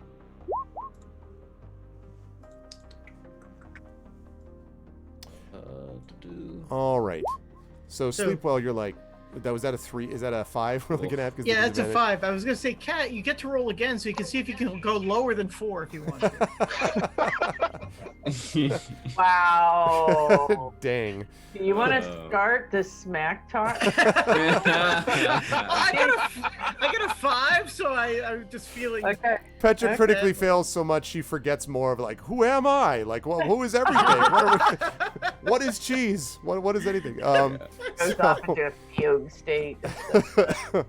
Kaz also is like, I don't know what the hell. Well, that was Aramis. Oh, that was Aramis? Okay, well, it's up to Kaz then. Kaz is just gonna, I mean, I'm assuming that he's gonna tell us anyway. So Kaz is just gonna abstain. He thinks it's the club that he looks around at the dumbfounded I'm too faces. Good for this lore roll. Yeah, no, he sees the writing on the wall. And he looks at the dumbfounded faces of his friends and then does his best impression of a humanoid dumbfounded face as he turns to Alden, expecting to be educated.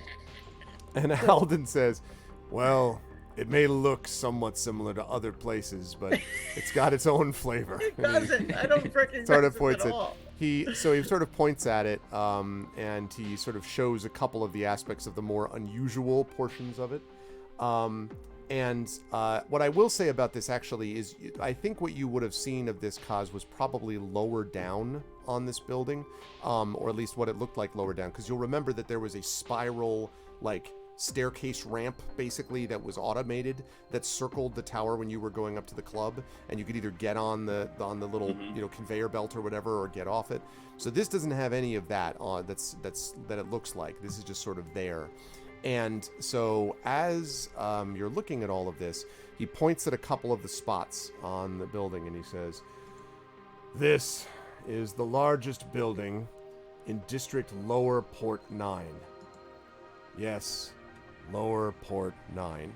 He says Lower Port 9 with the kind of breathing and articulation that you would expect if he said rats, cockroaches, and scum of hive of wretched villainy, right? Like, and even without a lore check, you actually have heard, all of you, of this place, although you don't know a great deal about it, but you've heard of Lower Port 9. This is actually known to the locals as Starlight Cross, and Lower Port 9 is the 9th sector on the lower level of the port side of the Bastion, which is why it's called Lower Port 9.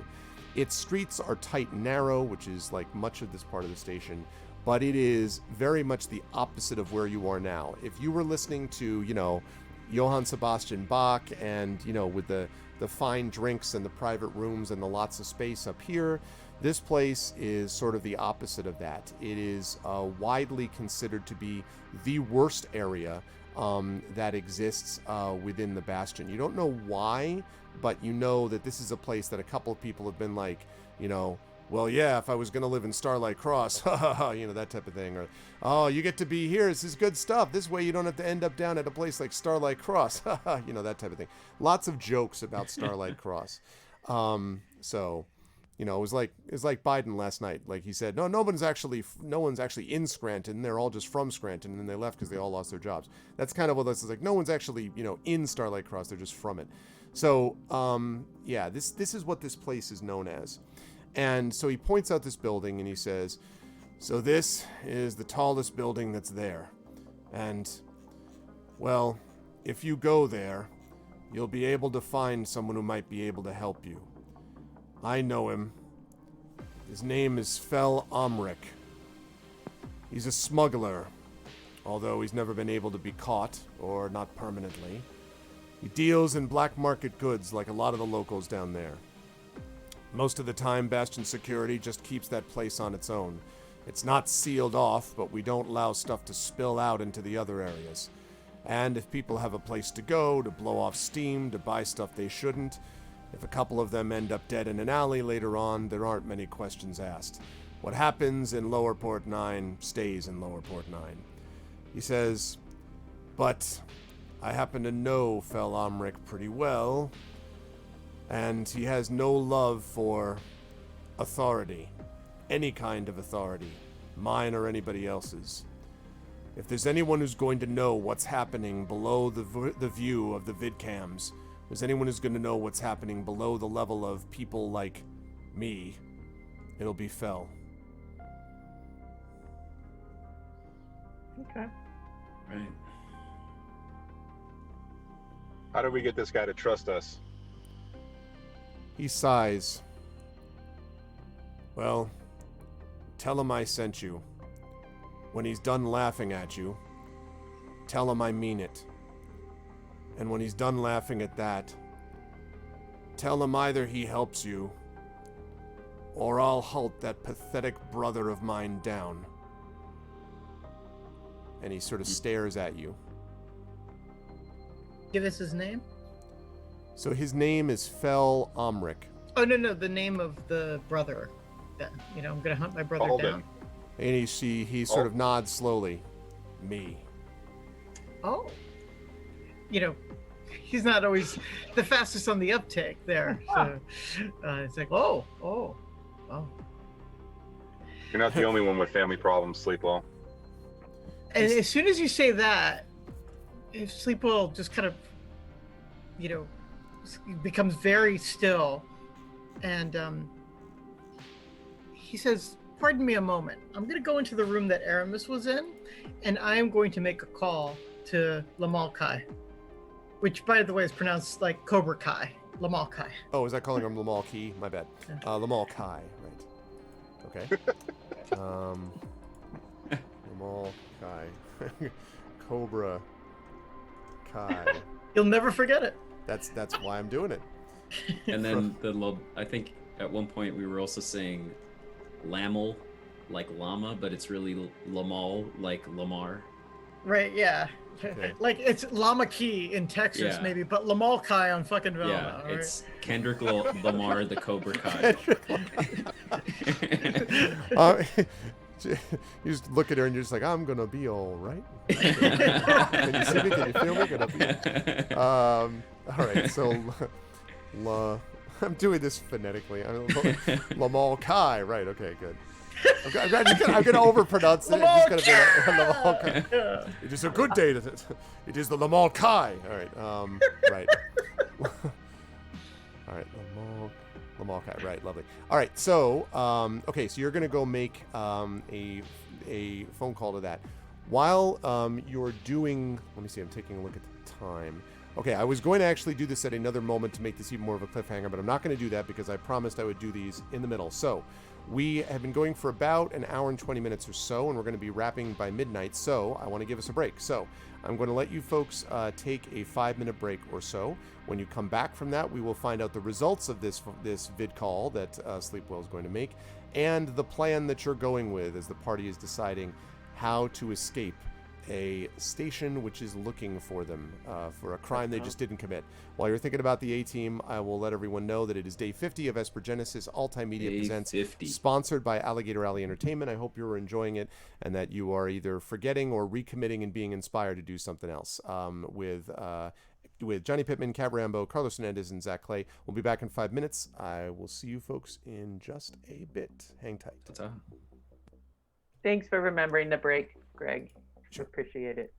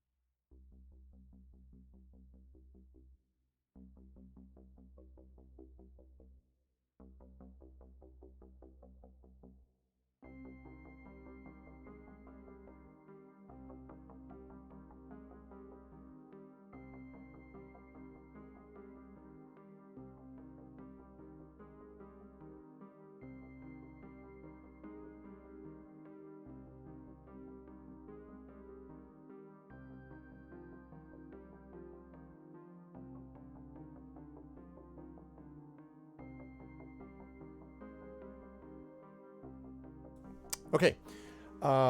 Welcome back, everyone, and thank you for sticking with us through the break as we get ready for the second half of today's session. I saw Garlic Tofu just came on and said being rattled. I spoke about, and in fact, all of us spoke about this a little bit. Garlic, I would ask you if you get a chance to go back and look at the beginning of the VOD when you can, because we spoke to this very good question. I will say one note, which is that there are already 4 Republicans who have pledged right now that they will not confirm anyone until after Inauguration Day. They are Romney, which probably isn't surprising anymore anyway, because suddenly he has a conscience. Murkowski, who doesn't need the Republicans. Collins, which is interesting. That's the mark of someone who's in deep trouble already and knows it. And the other one was, I believe, who was the last one? Murkowski, Collins. There was one other person. It might have been Gardner, but anyway. So they are 4 that already said no, which is interesting. And now this is just the beginning days, but the analysis is McConnell is claiming he wants this because he then can bring everyone else along with him, but he doesn't have the votes right now. It was Grassley, thank you. Right, Grassley said the same thing. So they don't have the votes right now. Now, who knows if that changes, but the fact that it still wasn't mentioned, there's still no word from the White House or anything else, indicates that they don't know what to do with this yet. So hang in there. Anyway, you know the drill. I don't know. I'm sorry. I got to say this real quick. I don't know that they don't know what to do with it. My first thought was that they were all, and this is a terrible way to describe it, but they were all already dancing on her grave. Oh yeah, I mean it was for this to happen. I mean McConnell. They've got a plan in place. Yeah. Well, they do, but McConnell is, despite all of his rumor, despite everything, is not a legislative genius. He's just good at basically bludgeoning people into trying to do stuff, and these people are in deep trouble in their races. And so anyway, we're not going to talk about that too much now because we talked about this already, but just wanted to say, hang in there, Garlic. Like we're with you. We're not giving up. That's basically the point. Okay. Now, having said, and exactly, Rudenell. Now, remember, Rudenell, just to be clear, I've said this to Dragonspear also. It is, every time I know that someone is from a given state, it's their job to bring the state home. So Dragonspear lives in Michigan. It's your job to bring home Michigan. If we lose Michigan, that's your fault, Dragonspear. And Rudenell, if we lose Maine, that's on you. So, it's your job to bring home Maine. I've got Johnny New York, okay? I've got New York on lockdown. Totally it's fine. California's very easy. Yeah. I've got Zach and Johnny have told me they've got California on lockdown. Yeah. Cat assures me since I was born. Cat assures me that Washington State is set, and Carlos and I have got New York, so we're covered. So it's up to all of you to just bring. I gave my friends who live in Florida such crap about this. I'm like, listen, what? They're like, it's Florida. I'm like, look, don't blame me for your problems. I brought New York home, so Anyway, fine. I've got Ohio. Good, Lone Wolf. That's what I like to hear. Yes, you've got Ohio. That's what I like to hear. All right, let's get into it. I am very happy to be with all of you. Made me feel much better over the course of this session. All right, let's do it. You got Massachusetts. See, that's the kind of commitment that I want to see going out on a limb for Massachusetts. Oh, man. Anyway, okay, let's do it. I don't know what you mean. New York's not easy. Who knows? It could lose. He might win. Trump's from here. This is his home state. Absolutely. I mean, it's his home state. Biden might only win it by 25 points. We have no idea. Anyway, let's get back into it. So, last we left our heroes, Kaz was in the room where Aramis had been and was doing a quick vid call / phone call. What did I say? Not Kaz. I'm sorry, Sleepwell. You know why I'm saying that? Because somehow the windows just got messed up, and right now Zach is over in Sleepwell's spot, so that's why that happened. Oh, so you people are. We still have to do that. All kind of rotate around and play each other's characters, and also change. That'll be the April Fool's one, right? That'd be awesome. Sure, that's exactly. All right, just give me a second. I was looking at it. I'm like, yeah, because Carlos is Sleepwell, and he's there, and now that's this. Okay. Anyway, all right. So let's do it up. That's true, Garlic. You've got to also handle Michigan. That's right. I forgot about that. Yeah. So everyone has their jobs. So go forth and make it so. So Sleepwell is in the room taking this call, and you wanted to call Lamal Kai. I hope your sister. Okay. So you reach out to try to contact. So yeah, the room that Aramis was in, that was the private room. Right. I ducked in there, Okay. and basically, I'll ring her. Okay. So it buzzes for a moment, and then you hear, yes, hello. So I kind of sotto voce say, Lamonka, you're in extreme danger right now. The second you walked out, guards came in with the idea of trying to pin the abduction of Bliss Larkham and Merrick's death on us. Yeah, by the way, Merrick is now dead.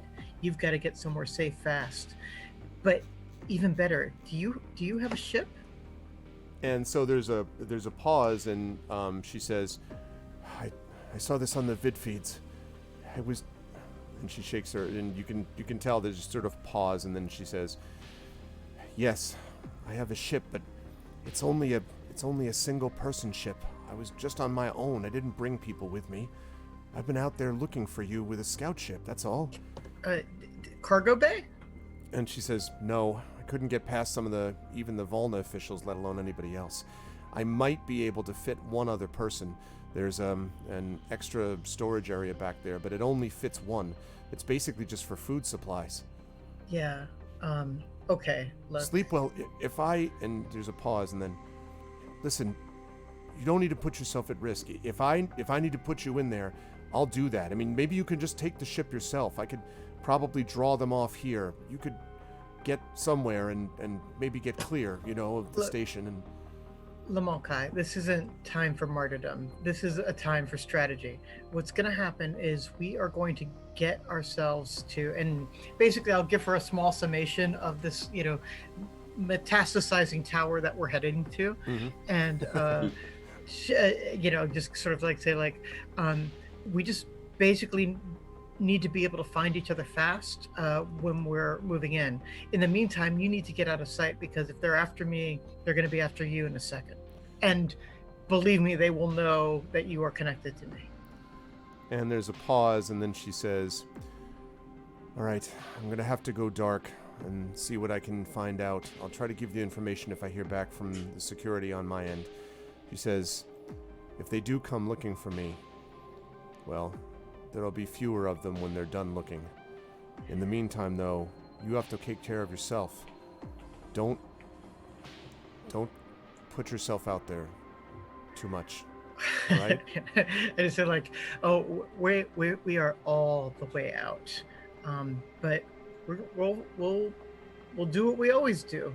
We'll break shit, and we will find Bliss, and we will figure this out, and then we'll find Dad. She says, all right, listen, I'll try to contact you when it's safe. You can do the same for me, but in the meantime, you have to be careful of everything that you're using that's got anything technological associated with it, Sleepwell. Someone's been pushing this stuff. On the vid feeds for the last 2 hours, there's been all this railing about, on the screens, this railing about people wandering the station looking for the killers of the manager of Bliss Larkham, and where is Bliss Larkham, and find Bliss Larkham. But here's the thing, Sleepwell. I was just down in this one sector, Sector 3. I was on my way down to try to track down some information. The vid feed tells us that there's all these people riding in Sector 3. I'm in Sector 3. There's nothing happening here. This is all nonsense, Sleepwell. You understand me? They're pushing something somewhere. Yeah. And then you hear, all right, I've got to go. I'll contact you when I can. And then clicks off abruptly like that. Yeah. Okay. I'll go back and join the others. So you emerge, and at this point, I would assume everyone has got stuff mostly packed up and ready to go. And you can see that Alden is starting to get a little antsy. Like Alden is like, we've got to listen. My boys aren't going to stay out there much longer. We got to get doing whatever we're doing here. All right. Let's go. Well. Which way plan are we doing? going? Are we going with the, I think we should do the automaton route, because then we can send. Then the eyes around the station, including the eyes of your men, are focused on where they believe us to be, rather than us coming out, creating a giant scene, them already being suspicious and knowing that, oh, we're holding you up, and then possibly putting the rest of the system on alert. I would rather delay that alert as long as we can and basically have you go out with the decoys and then us sneak for as long as we can before inevitably it falls apart. hard second? The only way that actually works is if we also make sure that we can monitor what happens to the automatons. So we need to rig that up. We need to make that happen. Because Whatever you're otherwise, gonna do, you better do it fast. And what are you gonna do about my boys too? I mean, you're going to be escorting us, and your boys are going to go with you. That part's easy. The hard part is the video feed and the audio feed, and I'm hoping the head of security can help us with that. You got some cameras lying around? You got a little bug that we can place? He says, yes, but not up here, in my office. Assuming that it hasn't been compromised, but I don't think it has been yet. My office would be the place to get that sort of thing, but that's down near the prison level. I'm sure you have a lackey that can fetch a few things for you. Possibly. All right. So I go down with the 4 automatons, you're saying. But what happens with my four guys up here? I mean, aren't they supposed to go with you? They'll surround them. They'll just, like, you guys will walk in phalanx format to take us into custody. I hope they buy it. And he, nods and says, all right then, let's see what we can do. So now you're going to, at this point, create, Sleepwell, these 4, basically. I guess you already had them, basically. Yeah, exactly. Like, that was part of, like, the long rest kind of thing. So right. basically, over a period of time, I can create basically, like, 1 a day, and then I can maintain them all with just, like, 1 casting. So. But that, as I recall, and I'm not going to What about Headless Spider-Miss? Right, I was just about to say that. Like, so, because these were not 100% perfect copies, and in particular, for example, Kaz was a little taller than the version you had. Like, there were little differences, probably not ones you would notice, except for Aramis, who, because a certain Volna engineer in a fit of pique, decided that he was going to show Aramis by making Aramis's second not totally like Aramis. So no, that wasn't a bit of pique. It was a request. He asked me not to do his likeness. It was like this whole profound and therefore thing. no head at all. Okay, no, that's Is he still wearing his t-shirt? Yes. Okay, as long as you recreate the again. I don't remember. Oh God, what was that? Yeah. I don't remember that either. Something about a worthless, drunken, trash human being or something like that? Something like that. something worthless trash. Yeah. So, perfect. But so the long and the short is I need to cast a new quick construct in order to make the construct now. So basically, I can't maintain all 5 of these for 24 hours. So basically, 1 would dissipate. Okay. But I mean, basically, we can take Headless with us, but I can create like 1 more construct, that looks more send like it Aramis. off. Okay. Yeah, that will be the one that looks like Aramis, and Headless can actually accompany us. And you say, as you mention all this, Alden says, well, if you don't get this finished in 24 hours, they're going to figure most of this out anyway. So Exactly. He nods. All right.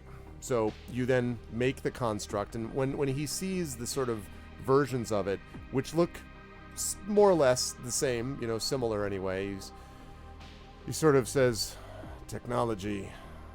I love technology. I love technology. And he kind of turns around, and he walks out starts walking to the door with the 4 of them, and then he turns back and he says, listen, for what it's worth, I'm trusting you, but I'm sticking my neck out here. You have to make sure that I don't end up on the chopping block with it.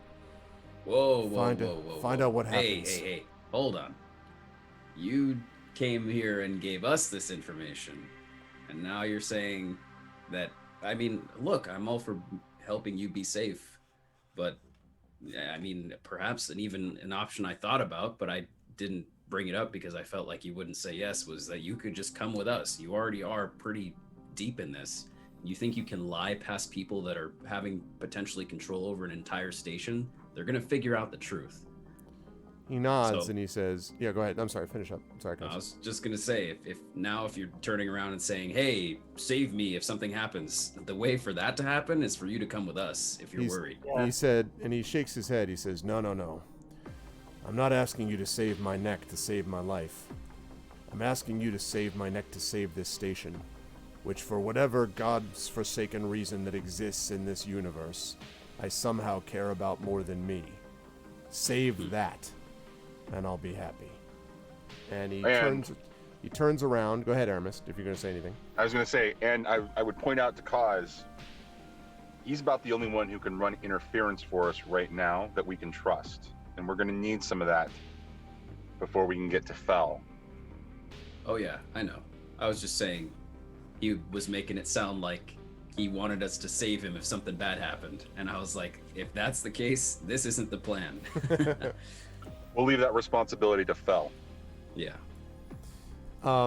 Okay, so he goes the rest of the way, walks out the door. Give me 1 second, sorry. I say to Sleepwell, wait, before your constructs leave with him, can you make them like hang their heads a bit and look down at the ground so that their faces are not super visible, maybe? Absolutely. And I kind of like position them in a, they've got like the cloaks over the, sort of like the way people do when they're arrested, they like cover their faces so they can't get on the video screens. So they're just sort of like covering up, I have them in that position, and I basically instruct them to, follow whatever orders Alden gives them. And okay, I was just going to ask what you were going to do. Okay, so follow whatever orders he gives them. Okay, that's fair enough. So the doors slide open. Oh, actually, now let me think about this. Where are you positioning yourself before the door opens? Yeah, we need to hide. We probably go into the room Aramis was in. Okay. So door close. Okay, so you do that. Door opens. You hear kind of a, all right, well, what are you doing lazing around? Come on. You hear Alden's voice through the door as the door is closing. And then there is, through two metal doors now, yours and the one to the leading outside, you don't hear anything for, depends on how long you want to wait, but 30 seconds, a minute, 2 minutes, like you don't hear anything. All right, I think the coast is clear. Okay.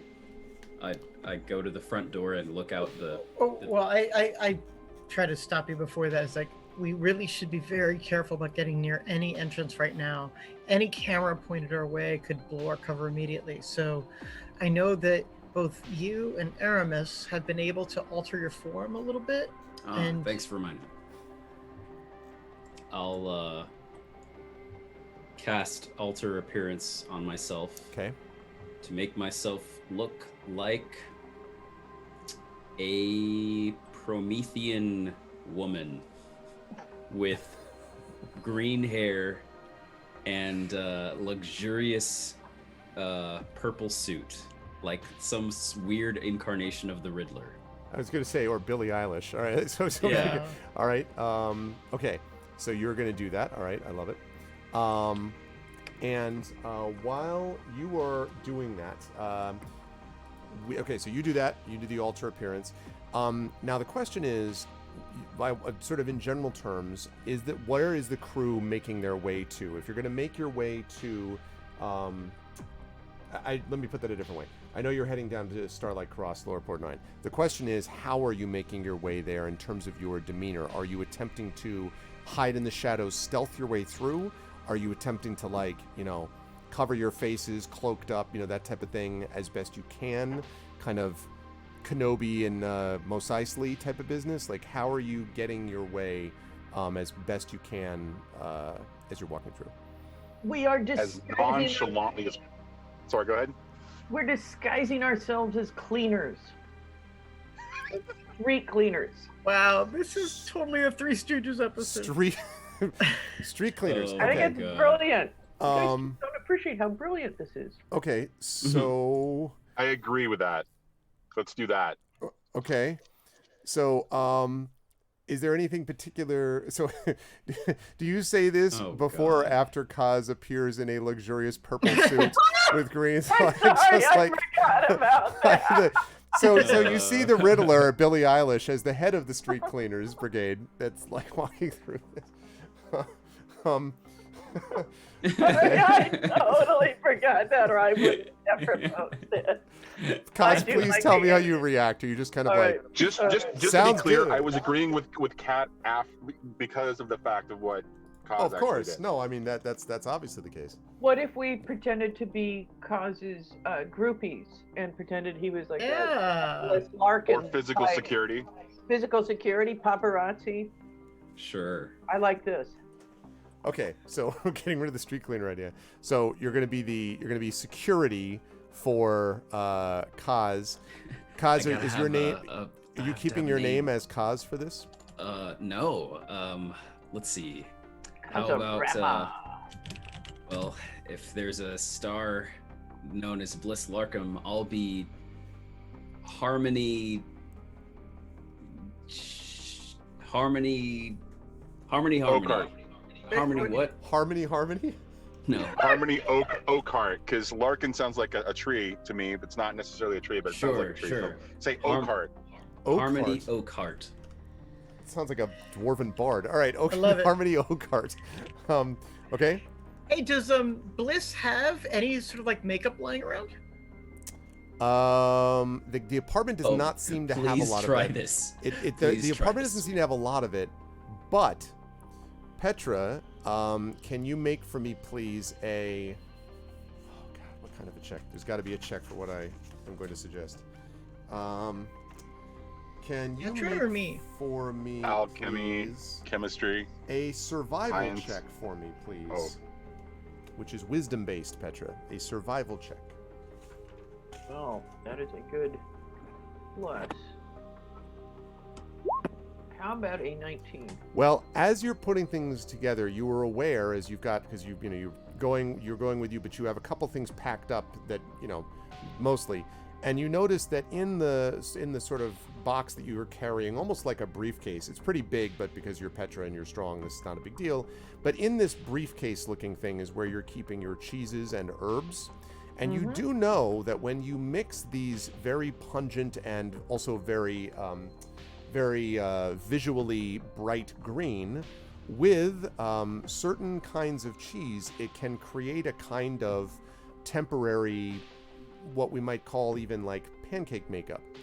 In other words, you can use this as a temporary makeup, facial makeup. Does that work on races with furs? Or sorry, species with fur? Species with fur. Possibly, if you were gonna look like, Billy Idol or something, like, in the hair, the mohawk. I mean, I'm just asking for a friend. There's like a Volna or something. No, Right. No. No, yeah.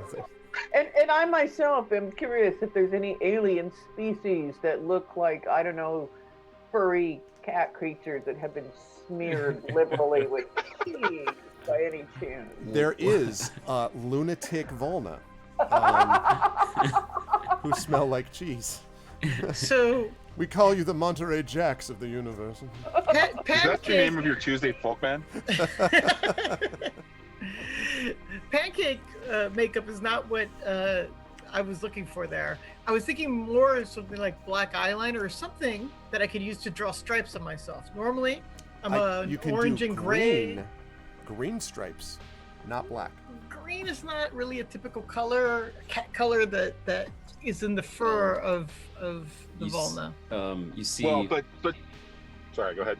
the illusion of this woman pulls off the coat of her suit, but the coat doesn't actually come off. And you see coming out of the illusion is my chameleon coat, which I kind of just produced out of nowhere because my appearance is an illusion. And I kind of like hold my chameleon coat out to you and say, still in Kaz's voice coming from this woman's body, you could use this, cover yourself up. It blends in with the environment pretty well, but it's up to you. I mean, was just going to ask if Yeah. Go ahead. I was going to ask if Volna actually dye their fur. at all. I mean, probably on the Bastion they do. But so does the chameleon thing allow you to sort of like change your appearance, or does it simply create camouflage? It allows your clothes to look like the standard neutral kind of garb or outfit of the place that you're in, and it could cover your entire body, as much of it as you'd like. Basically. Oh, well then sure, I'll do that. Yeah, so it doesn't change your physical appearance, but hopefully that won't matter if you have your fur covered up. And I mean, I guess we'd have to worry about your face, but I think the coat maybe has a hood or something. I don't know. Yeah. Okay, so what are you going to end up looking like when all this is these machinations? So basically, what I'm going to kind of like look like is a kind of like a big hooded over, like almost zoot suity, orange to Kaz's green, kind of flashy, expanded, creature of indeterminate origin, because so much of it is covered. So basically, like, like I've got like this big flashy suit on, like Velna in a trench coat. Or an extra on Farscape, basically, is what we're talking about, right? Okay. Actually, Farscape is a great example. Okay. So like, I look like Farscape. Okay, right. So, right. So we have Farscape. That's good. So we've got that like that. Kaz, you're staying though as you are in your disguise at the moment. Yes. Okay. Yeah. So you have those two looks, and then Aramis and Petra, besides being cloaked, are more or less as they are, if I understand this all correctly. No. I got no disguise skills whatsoever. Go ahead, Aramis. I got nothing. Aramis would probably use the alter form ability. I think, Zach, if you can look on my character sheet, there should be an ability specifically for this. But I would alter my form basically to be quite an imposing Kesh to match Petra's physical appearance as well, to serve like we're bodyguards for both Kaz and Sleepwell. Good night, Lone Wolf. And also welcome all to Grind. And the interesting thing about alter form is that whereas mine is alter appearance and it's only an illusion, that if someone were to like, I was marveling and I thought you guys were going to try to put the makeup on me, which would have been funny because the moment you do that, you're not going to feel a woman's face. You're going to feel the robotic visor of Polaris. But alter form, the one that Aramis has, actually physically changes his body, so that it stands up. Like if you were to touch him, it's realistic, basically. So that's cool. Okay. Sounds good to me. All right. So having and then Petra, we got to come up with an idea for. Maybe, do you want to be a cheese vendor or something? Sure, that's a good idea. I am. Maybe, when we look at you, and aside from your amazing, it's the hammer, okay? It's when we look at you, and the biggest, most signature icon of you is that giant hammer, and the way that you swing it around and defeat all of our foes and anything that endangers us. So maybe we find a way to hide that. Or you give it to the Cash, who's serving as escort. Maybe. Maybe we look. I'm not trying to take your hammer away from you. It just makes sense. Or you can hold on to it, but make it look like something else. All right. Maybe, what if we kind of like treat it up a bit so it looks like a serving tray, and we put samples of your cheese on it? And you're kind of like one of those people walking around the Bastion like, free cheese? Oh, okay. Can we really afford to be giving away expensive cheese? She's a Trader Joe's. We're convicts times, right man. Just for times. Hey, make sure you try aisle 4 also for some really good olive oil. We're going to use the low-end cheese for this. We're not going to use the expensive stuff for this. Because people aren't going to know the difference. Yeah, wait. So you're holding the hammer, and on the head of the hammer is the cheese? Is this? I'm also not sure how this works, but I was hoping you would overlook that. I'm willing to overlook many things. I just I want to know what I'm overlooking. Kaz goes and finds. He goes to the bed because this is an apartment, and takes like the pillowcase or some sort of a towel or a satin sheet of some sort, and drapes it over the hammer so that just by looking at it, it just looks like a flat surface. You wouldn't know that there's a hammer under there. Okay. And then places the blocks of cheese on with top little of plates, and then blocks of cheese. Can I just say that anyone watching this right now, if there is not fan art coming on this in the next few days, I'm going to be deeply disappointed. Of Billie Eilish, Farscape, a cheese vendor with a silk-covered hammer, and Aramis. I just want to be clear. Well, Aramis as a cash. We need to find out what Aramis is. Oh, right. Aramis is a cash. Right. Aramis is security. Right. So Aramis is a cash. Okay. Got it. Clear. All right. Right. So I know, right, Prince Justin? Like, okay. So the four of you head out to go to this place, to go to Lower Port 9. So when you first sort of leave your apartment and make your way, for a while, you don't really encounter anyone that's paying a lot of attention. In fact, it seems fairly quiet, relatively speaking. I mean, not unnaturally so, but there's not a lot of stuff happening as you get over and then take the lift down, basically, from your top level all the way to what is essentially a sky bridge, or that's the equivalent of it, which passes over using essentially a walking, it's kind of like a version of the conveyor belt thing, except it's just straight across, like one of those people movers in an airport. And when you get down to this level, a very beautiful kind of bridge allows you to see the bastions spread out below you as you go forward on this. And as you're on this bridge, you find you're passing a lot of, they have vid screens, of course, up on the hall, sort of looking down at the people who are passing by in the people mover. And as you're sort of looking around and looking up at the vid screens, you see a lot of, again, all of the Bastion seems to be talking about the missing Bliss Larkham, what's going on with the heroes of the Bastion, what is happening with like just every screen seems to be talking about this same kind of thing. There are several different channels on the Bastion, but they all seem to be focused on this. A lot of the so-called person in the street interviews, with people who are like, I can't believe this has happened, all that stuff that we talked about before. And as you're passing along, you also notice that, especially once you get onto the sky bridge, that there are more people. You have yet to see anyone sort of like the equivalent of stones and torches and pitchforks, though.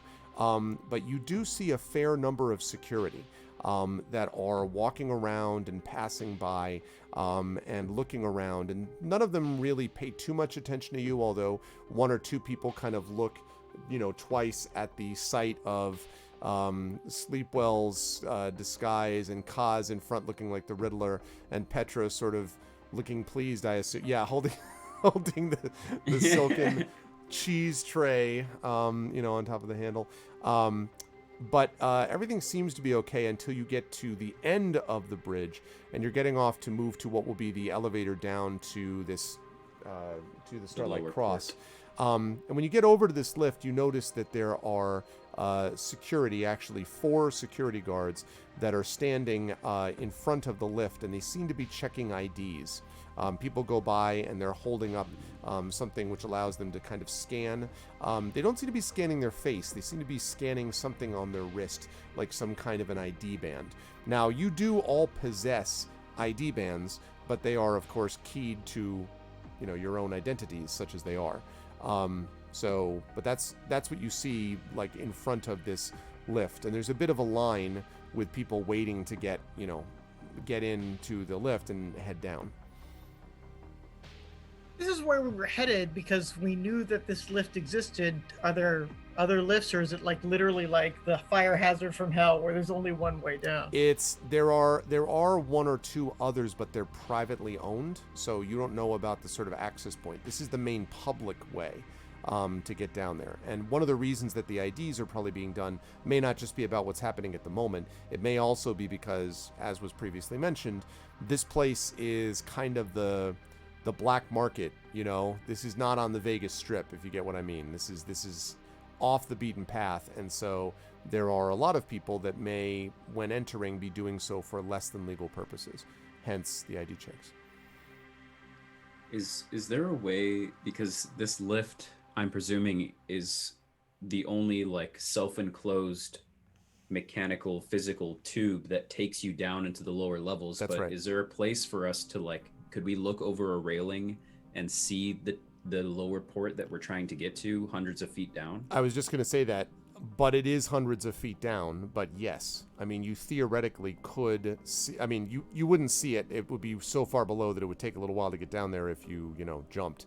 But yes, there is a railing that leads down there. It's not sort of walled off. That's true. Are there vehicles flying to and fro? Not legal ones. Okay. So we don't see any vehicles. Oh, you see plenty of vehicles, but the vehicles that you see are taking very circuitous routes. They may be going to, like they'll go and pick someone up, and then they're heading up to what might be like, one of the higher rings on the bastion. But then if you watch for long enough, you'll see that it kind of like takes a right turn and vanishes behind a building for no reason. You know what I mean? Like, it's sort of like that. And you, of course, you've only been in the Bastion a few days. You don't really have any. You don't know the details about who to ask, but certainly there are ways, and then there are ways. So they're just all illegal ones. The hero of the Bastion, like markers that we were given. Yes. Was that something that was specifically bound to our identities, or is it a physical? Okay. No. Well, I mean, if people recognize you and recognize you as, because you were before this happened, you were all over the feeds as being the heroes. So if they recognize your physical form, sure, that could happen. But it's also literally cued into the. It's not something we could give to someone else. Right. Because they would say, oh, you're the hero of the Bastion. Maybe if you gave it to someone who was disguised, cause like if someone was disguised like you, then they had this ID. I just wristband. meant like it's not like a token. We can be like, hey, give us a free ride, and you can be the hero of the Bastion. Right. Yeah, it's not something we can confer to someone else. It's kind of like bound to our ID. But I mean, it might be one of those things that people be like, oh, wow, this is their ID badge. That's super cool. Or they could be like, oh, wow, the criminals that are on the run. Like, whatever. Like, yeah, exactly. Depending on their connection. Right. Are there taxis? Yes. But the taxis don't leave from this spot exactly, although fairly close by. There are taxis. But again, none that are legally supposed to be bound to, this place. Right. I mean, we could deal with that part though. So like, I feel like, I just turned to the party. I'm just like, I don't know. This elevator doesn't look like much of a go if they're checking IDs. Should we try to find some alternate transportation? I think Well, so. Yeah. While we're looking for taxis, I also, Aramis also wants to make a perception check, specifically for looking for anybody on the street who looks. So think about this in like from a street criminal kind of a sense. There's the whole area is probably covered with people who have connections and ties to the underworld or whatever the local crime syndicate is, to the point of like, an informant or somebody on the street just kind of paying attention, or a low-level drug dealer or a street urchin. Somebody who has more knowledge about the sort of criminal underpinnings and the way to do nefarious acts in the Bastion, that might be able to get us to Fel, or might be able to get us some information about what we're looking for, which taxi to take, which route we might be able to follow. So like just looking for somebody in the crowd who we might want to approach for that. So that's the perception I check on. Yeah, I'll let you do that, although I do want to say that kind of person, probably you can find a fair number of those in the Starlight Cross, in the lower Port 9, but whether you're going to find them here is another question, or like that, whether it's that sort of thing. Think about this from the way that I'm thinking about it from like a street urchin perspective. One of the neat things about All Over Twist is the story of, and how the street urchins, the gang, Fagin's gang, run off and, are up in amongst the sort of higher ups, yes. The higher class. Yes. And, might be, are looking to pickpocket or take advantage of some way, to take those types of activities. There's going to be that kind of people. There's going to be that kind of like criminal activity still going on these upper levels of the Bastion, regardless of whether they're low-level criminals or what. Okay. There's got to be somebody in the crowd that we should be able to pick out if the perception check, goes correctly. Okay. All right. Give it a shot. We'll see what you see.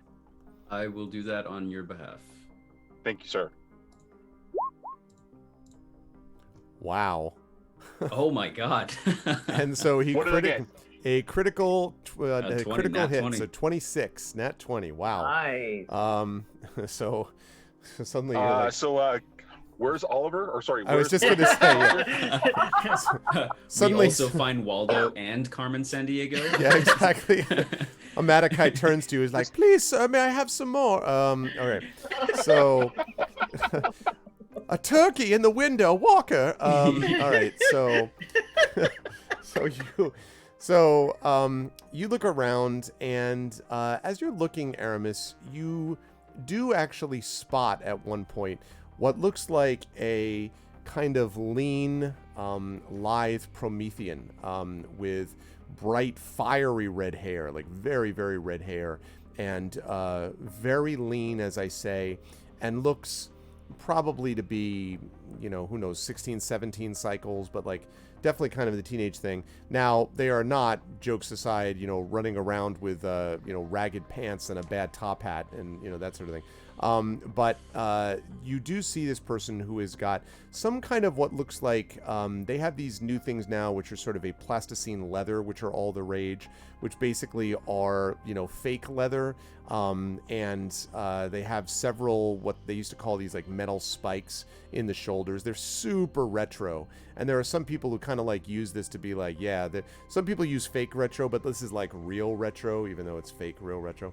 So you can see one of them is kind of looking, and they seem to be, they're sort of leaning with their arms back, kind of up against just a railing, kind of looking out, and you think you see something in their mouth, which occasionally they take out and sort of look at and then put back in their mouth, like a long, maybe like a toothpick or the equivalent of that. And they are looking out at the moment at the scene of the guards and the ID checks and all that. So is this like a cross between like a 50s greaser and like a punk rock street urchin? Yeah, it feels very much like something that you would expect to see in there, or in the universe of something like, say, Soundclash: The Clampdown, which you can find on Sunday on my channel, Branding. So you can hear that too. But yeah, so you yes, it very much feels that way. And it the person doesn't look like super dirty, but they would definitely have stood out on the level that you just came from. You would not have ever expected to see them in the bar where Sleepwell was, going to look for things, that type of thing. Okay, so as we're kind of like trying to figure out and notice, and as there's discussion about the taking the cab, I'll get everybody's attention and say, I think we might want to talk to that person over there. Now, if I read that person correctly, they're going to run the moment that somebody directly approaches them. So we might want to make sure that we don't draw too much of attention, but also kind of corner them a bit. You get what I'm saying, Kaz? Yeah, and I was just going to say that I have basically no Cubal to my name, unless... Did they give us any Cubal for being heroes of the Bastion? They did. That's the good news. The bad news is that the Cubal is tied into your ID sticks. Like, I mean, you can use it, but the minute you use it, they're going to be like, so-and-so used their money at blah, blah, blah. Right. Yeah. Well, so then Kaz continues and says, yeah, I have 0 Cubal to my name, at least none that's labeled. You have too many Cubal in your name. I think that's the problem.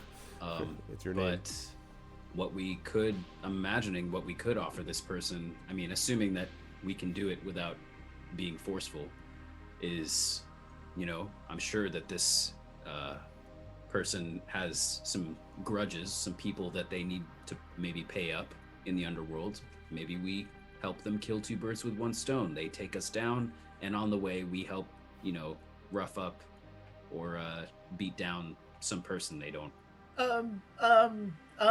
What? We're mercenaries. No, I don't beat people like a thug. Kaz. All right. Rightus. How about think about I'm it used to this doing way, jobs. Sleepwell.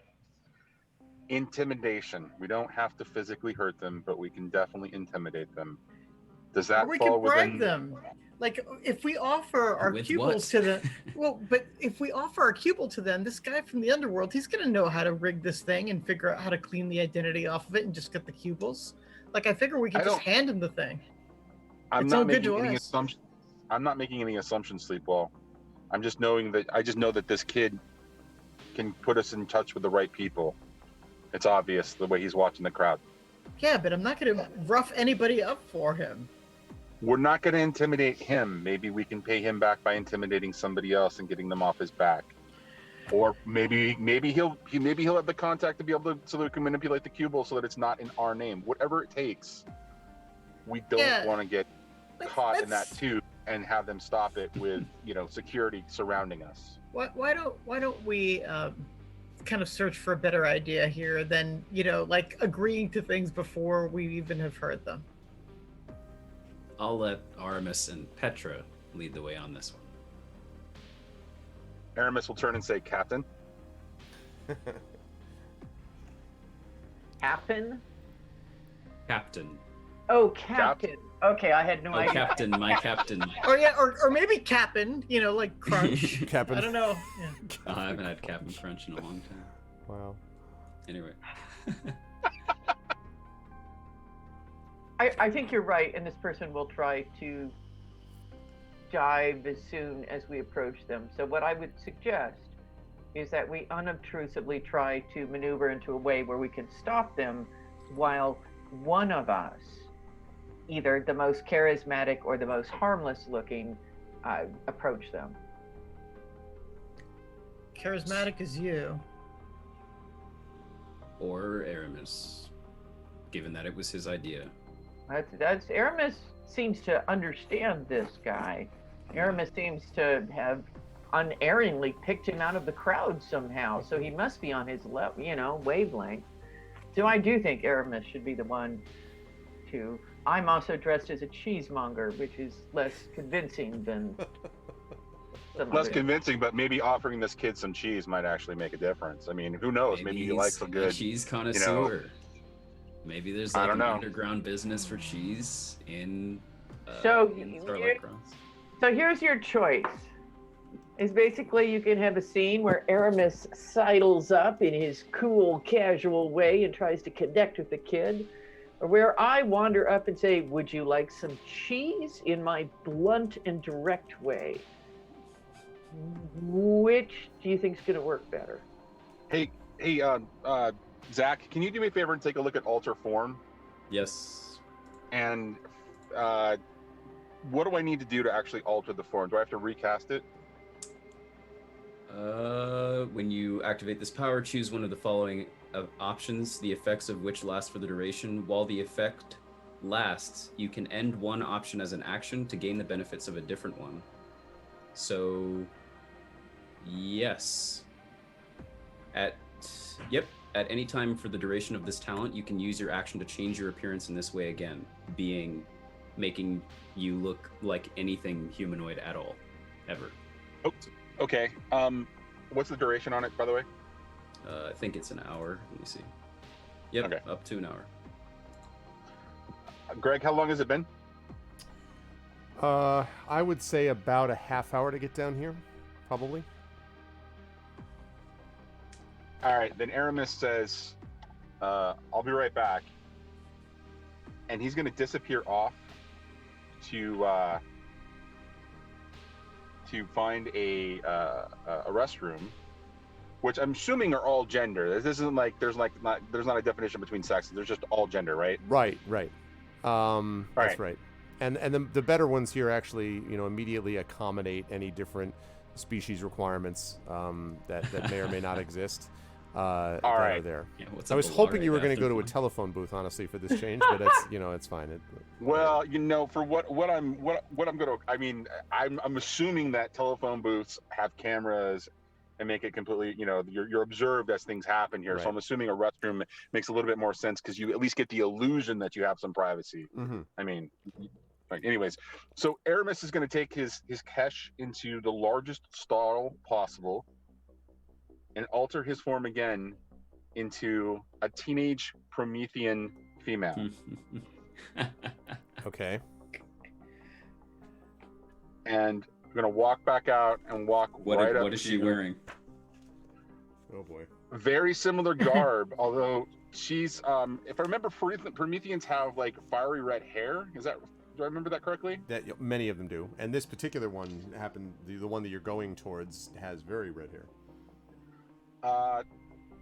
So this female Promethean will have a mostly shaved head. She'll have a small hawk. She'll have a very similar jacket, pair of pants, or pants or whatever. Okay. Be wearing leather gloves with like little affectations on them, like the little metal affectations, and of course combat boots. Okay. So, all right, you're going to so you're walking up, and the rest of you are hanging back, I assume. So, Aramis, as you walk up, what are you?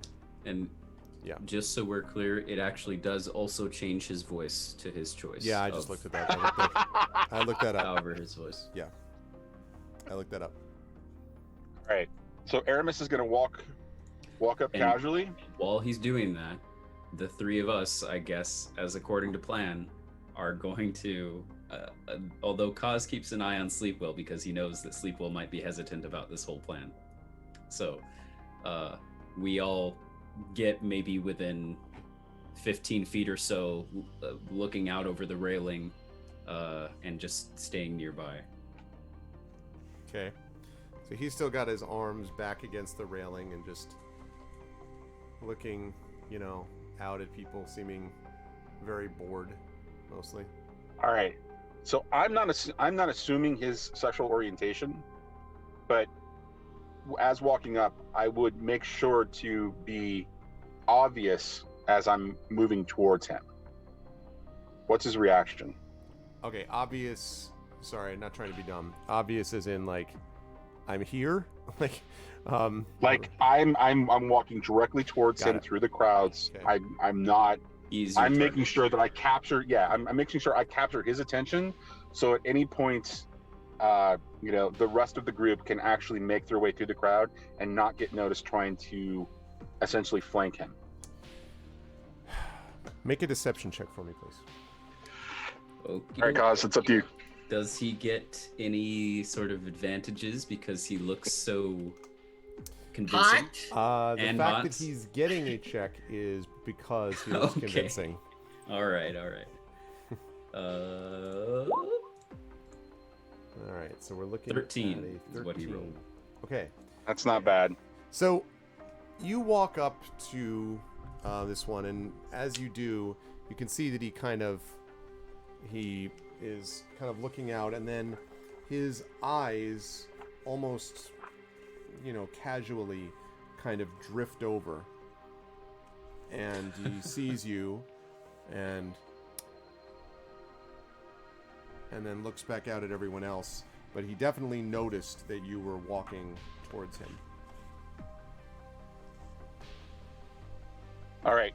As I kind of make my way towards him through the last part of the crowd, I'll give him a little nod and then slowly kind of like turn my back to the crowd and kind of lean up against the railing close to him, but not right next to him.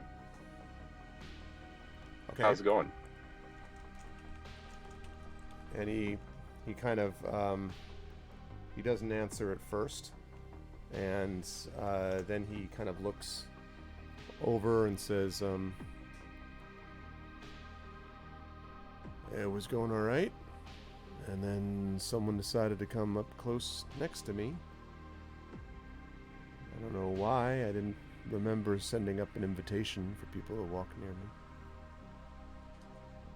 I don't know. You looked pretty inviting, just sort of hanging out there.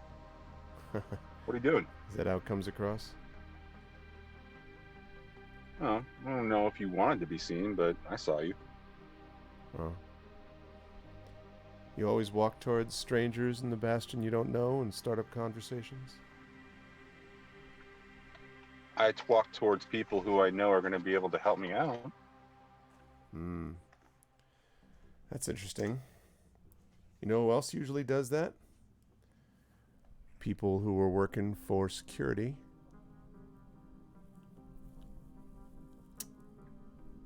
Look, security already knows you're here. I'm just here to help you get out of that sticky situation. The longer you talk to me here, though, the more likely it is security's going to look in my direction. Well, then you better get us out of here, shouldn't you? And sort of his eyes finally kind of flicker over to you. He says, "Who are you?" I'm someone who needs to get from here to there, and I think you're the person that I can trust to get me there. I ain't a taxi. I didn't say you were a taxi. I said you were a person with means. And I've got the cubile to pay. If we're going to talk about who's paying to go places, you might want to let those friends of yours know that there's a funny thing about pen lasers, and it's that they do a real good job of bisecting someone's body right through the middle, even when they're held in someone's pocket and aimed right at them. You might want to let your friends know about that law of physics, if you understand. I'm not technically worried about what you're going to do to us or what anybody else might do to us. I'm worried about why you're not taking the deal and making a little extra cubile for yourself. And he says, "All right, I'll play. Say you're not security. Say you're trying to figure out some way to end up elsewhere. Why exactly are you out here by yourself, looking a little bit like me, waiting around here the same way? I've never seen you before. I don't know who you are." And you know, when this is all said and done, you won't see me again. That's the beauty of this conversation, because I won't be this person. He says, "Is that because you're not this person now? You got some disguise on? Maybe you got a..." He looks kind of a Menta shield, maybe? Doesn't matter what I look like or where I'm coming from and where I'm going. I just need to get from here to there, and I think that you are the person to be able to take care of this. Me and my friends, and there's a couple of us, just need to get to meet a friend on the lower levels.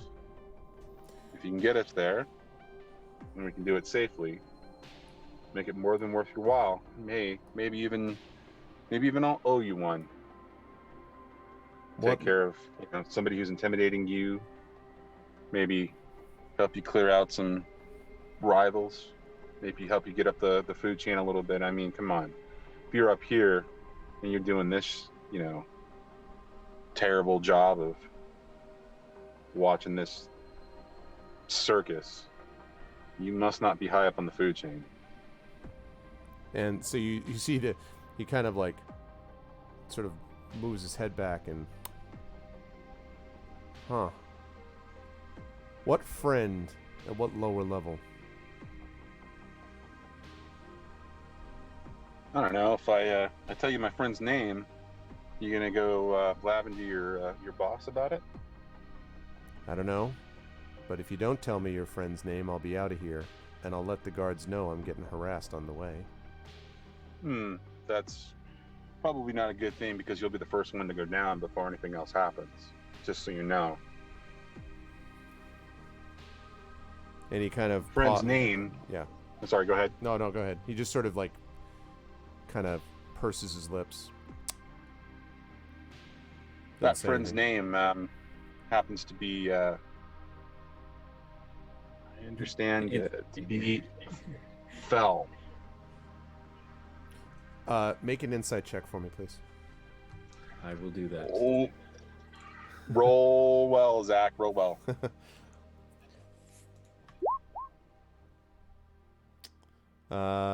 So an insight of 10. Right. In the middle.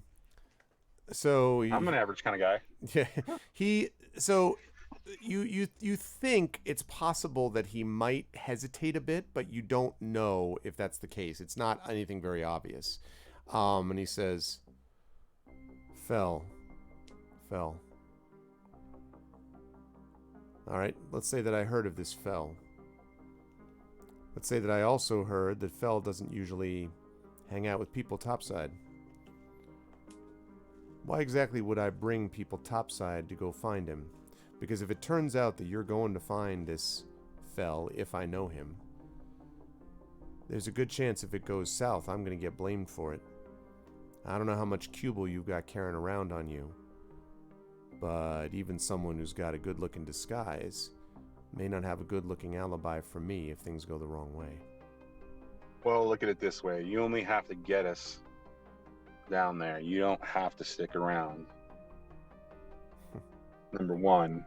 Number two, you can feign ignorance all you want, but I'm pretty damn sure that if the chief of security on the station is aware of Fell, somebody as connected as you definitely at least knows him by reputation. Like I said, you don't have to actually take us to his front doorstep. You just have to get us to where we can get to him. You wouldn't have to and I'll make it worth your while. Wouldn't have to be working for the head of security, would you? No. Just had a run-in with him just a little while ago, and we're a bit on the run. It's kind of why we need to make that thing happen. So his eyes flicker over a little bit, and he says, "So you're on the run.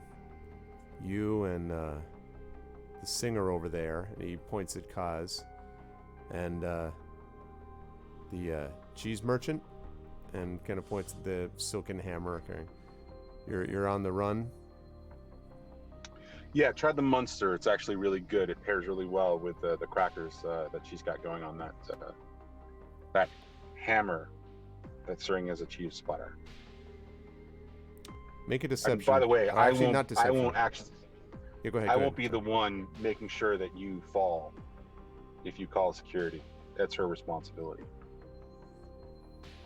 And he sort of sizes you up, Petra, from a distance. Although I guess all of you hear this because of the the audio feeds you're able to pick up, but you're not close. I mean, 15, 20 feet, I think is what you said. So he says, And he kind of his eyes narrow. Make a persuasion check for me, please, Aramis. Okie dokie. Oh, Zach, please roll high.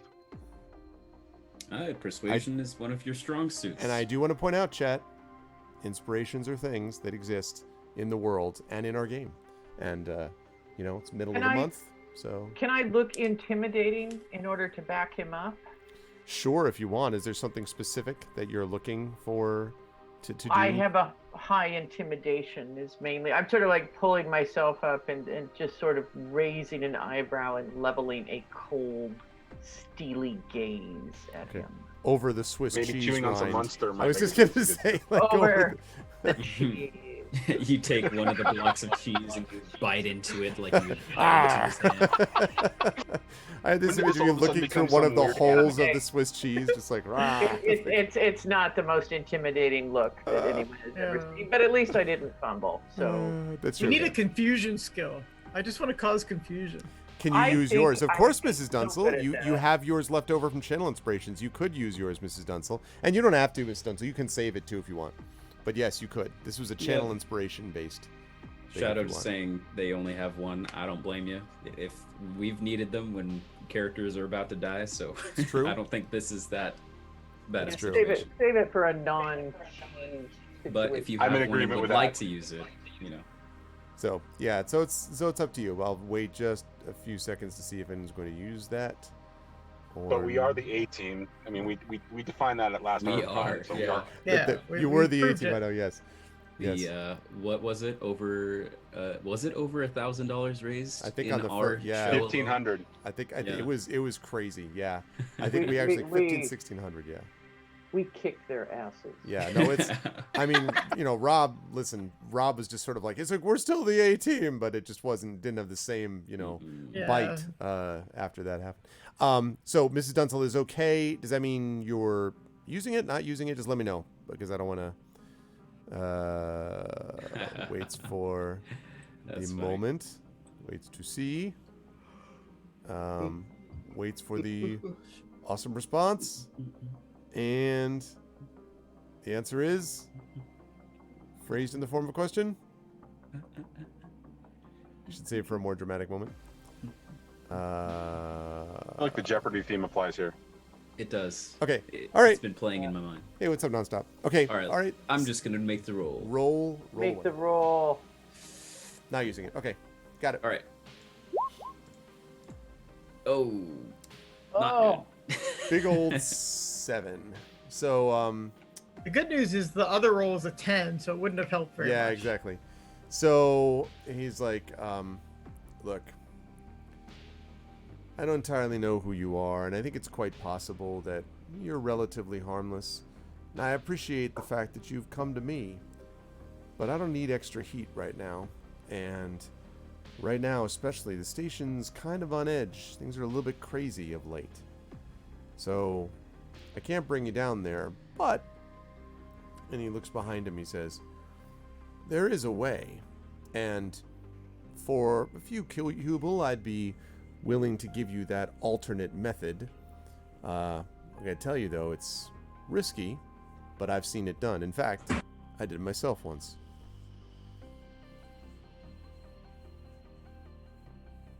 All right. He kind of looks... So here's the thing, friend. For a few Cubal, sure, that might be worth it. I'm offering you a lot more.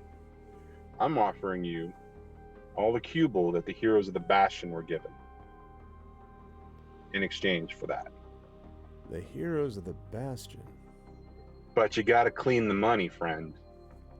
Because right now, it's all associated with the heroes of the Bastion. Do you... And he kind of looks up and down. His eyes widen slightly. He's like, wow. There's a lot of people after you. And you don't look anything like what the vid feeds say. So you're either lying, or you killed them, or you are them. That is... Wow. It's been an interesting week. I could close it out real nicely. What if I were to just walk over right now and tell the guards that I've found the heroes of the Bastion, or the killers of the heroes of the Bastion? Like I said, it's very simple. The cheesemonger has a hammer, and she is more than capable of using it. So when you say the cheesemonger has a hammer, like his eyes drift over to Petra, who is trying to look super dramatic. Petra, are you... I don't want to feed ideas to you. I just am curious, like, because I know you said you draw yourself up and you're looking coldly. Are you doing anything with the hammer with the cheese on it? Like, I mean, I'm just... Like, are you Arnold Schwarzeneggering from Conan in front of your nose? Like, you know... Well, like when he can see, like we're making eye contact. Oh, yeah. And I'm Mhm. kind of like pulling up one of the little edges and letting him see that underneath is a hammer. And then I can sort of pull the cloth back down and Okay. look at it. Now I'll let you make an intimidation check, Petra. Roll good, roll good, roll good, roll Can- good. Do you, He's got to tonight. No pressure on this one. Arv, do you take the house rule of using strength for intimidation checks on occasion? No. Because It's going to be the same. Strength and charisma are the same. But I may, under certain circumstances, even if a charisma, on occasion, depending on the circumstances, I might, if it was like, you're in battle and like you just saw someone, home run swing someone's head off or something, I might do that. not sort of under these circumstances.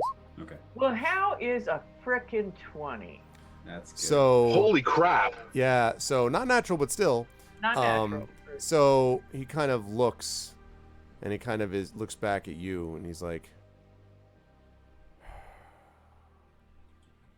"All right, what's your offer here?" And he says this to you, Aramis. Enough cubal to help you figure out whatever your next step is, even if it means extracting yourself from whoever you actually owe money to. Because I guarantee you, you wouldn't be in this position if you didn't owe money to somebody. And he kind of looks you up and down, and his kind of position shifts. Make another persuasion check for me. This one you can do at +2, Aramis. Okie doke. All right, Zach. Hey! Hey. Hey! All right. So we're looking at, was that with the +2 in there? Did you do? So, No, I just pressed it, so that's a 21. All right. Nice. So he kind of. All right. Here's what we'll do. I'll take those Heroes of the Bastion thing. Although from what I hear, I'm doing you all a favor to get these ideas from you. But I'll take it because there's probably some money in these also. I'll also give you about a cycle where the guards are going to be looking the other way. You've got that long to make a decision as to how you're going to get down and into the lift. If that's too long, then you're out of luck. This is a one-time only opportunity. When you get down there, you go straight to the tallest building. It's on the bottom level all the way over, ninth side. And if you want to find your hypothetical friend Fell, you look for him on a bench. It's a broken down wooden one. No one knows how it got there or why it's still there. But it's there, and he's usually sitting on it. There. Lots of information, an offer of freedom, and all for getting you clear of your ID. It's not bad. Give me 5 minutes. And he shrugs and kind of looks out again. And then Aramis will saunter away and regroup. Okay. As we All right. get together, Kaz claps this other Promethean. They both look like Promethean women, and claps Aramis on the shoulder and says, "That was great. Good job." Well, it's not quite what I wanted, but we're gonna get somewhere. So who do we have to kill? Not a damn person. All you got to do is give me your ID there, Sleepwell. I'm really sorry that you're not going to get back to the club and get an opportunity to find yourself a You should little just stop there. Yeah, exactly. I But handed over. It's like, ID couldn't afford bracelets, anything. please. Yeah, so hand him over. Couldn't afford anything in that club anyway. Even with the cubal they gave us. Those drinks were expensive, dude. Oh, I forgot you went and drank at that place where they were like $5 million a drink. I drank water. But it was special water. No, not really.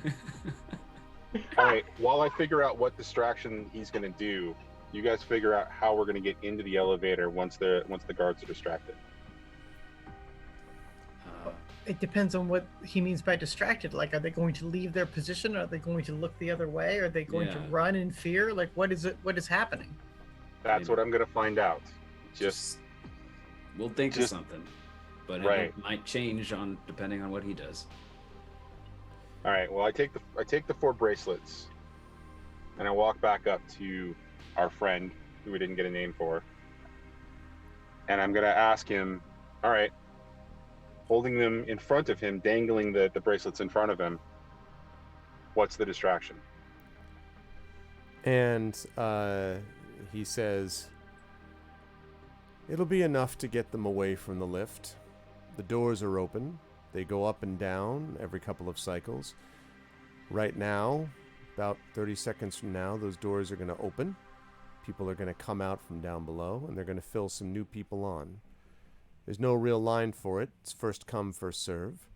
As long as you're past the guards, you get on the lift as much as you want. Might want to watch your pockets, though, and anything you've got carried with you when you're on that thing. It's a bit of a tight squeeze.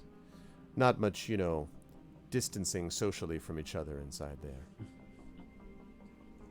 I'm not worried about that right now. But thank you. Here are the bracelets. Give us a cycle to get near the doors. He says, make it quick. And walk back to the group. Explain the situation. Okay. Let's get over there. We've got a cycle. We probably do our best to just push to the front of whatever sloppy line is there. Yep, and you're Or doing near that, the and some front. people are kind of like looking up at you and like, "Arr!" And there's this murmuring, and then someone goes, ah! And there's a shriek from behind you, and as you look, you see that the Promethean that you were talking to, who now has 4 bracelets basically on one of his wrists, looks at you, winks, and vaults the railing. And there's this shriek, and everyone's like, ah! And they all go running. A bunch of people go running over. He just jumped off. He just jumped off over here. He's coming. He's down there. He's and they're like all yelling and screaming. And a bunch of people came over there, and the guards so they go bustling over. One of them is kind of sighing, but does it. The other 3 are kind of like moving faster, like, oh, clear out of the way. So they're pushing people out of the way. And even the people in the line to the elevator are kind of, the lift are sort of looking around a little bit confused. And the doors indeed are open as people are coming out of the lift towards you. So people are coming out of the lift right now, and the line is sort of confused getting into it now because everyone's going over to the railing. Yeah, And in we push go. Okay, so you push yourselves in. There's some like type of thing as you're pushing yourself in. And then as you push in, you're all sort of in there. You get to the side of the elevator. This thing, by the way, this lift, you've been on a number of lifts. This is a far cry from the nice little sky bridge people mover that you were on before. I mean, this thing looks like the sides, the windows of this thing look like they have a crack running down one side. And the whole thing seems to list a little bit alarmingly when you first get on. And a bunch of people kind of pile on after you. And then you hear, hey, and there's 3 guards still looking down, and there's one guard pointing over at the lift and says, hey, we need to check ID, and starts walking towards you. And there's this one moment where he's gesturing at you, and the doors begin to, and someone's like, hold the door, and people are like kind of pushing at different things, and the door's like moving in and out, and then literally just as the guard gets up there, closes in front of his face, and there's this harsh laughter from inside. You saw that, fool? Like some people talking to each other. And then with a lurch, the elevator begins to descend, and it is clear all the way around with this crack, as I mentioned, in a couple of the sides. And so you're just able to see as the elevator, as the lift is descending down into the depths, you can see out of one of the cracked windows what may very well look like a lean, red-haired figure crouched on the roof of a taxi which is darting by. As you walk by, he gives you a sardonic grin and a point, and then the taxi is passed. And that is where we are going to close off our session for today. So I like that guy.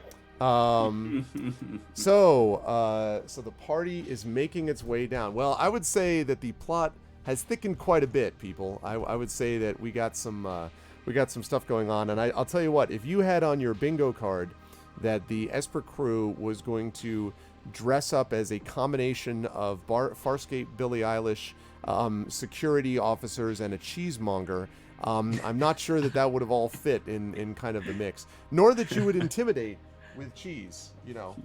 Look, I don't know what bingo card you got, but mine's all filled out. This was good stuff. I will start as per usual on the right side of the screen and Merc over, and I'm also loving. Chad has done good job on the puns tonight. Very very good job.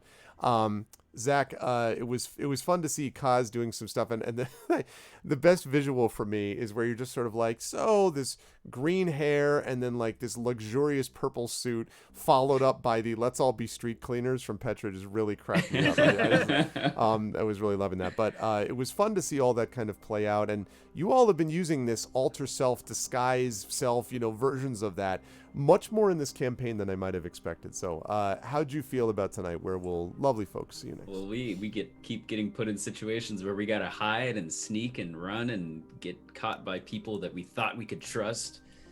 Why do you do this to us, R? Why? I'm just the messenger, I just call balls and strikes. I'm the umpire.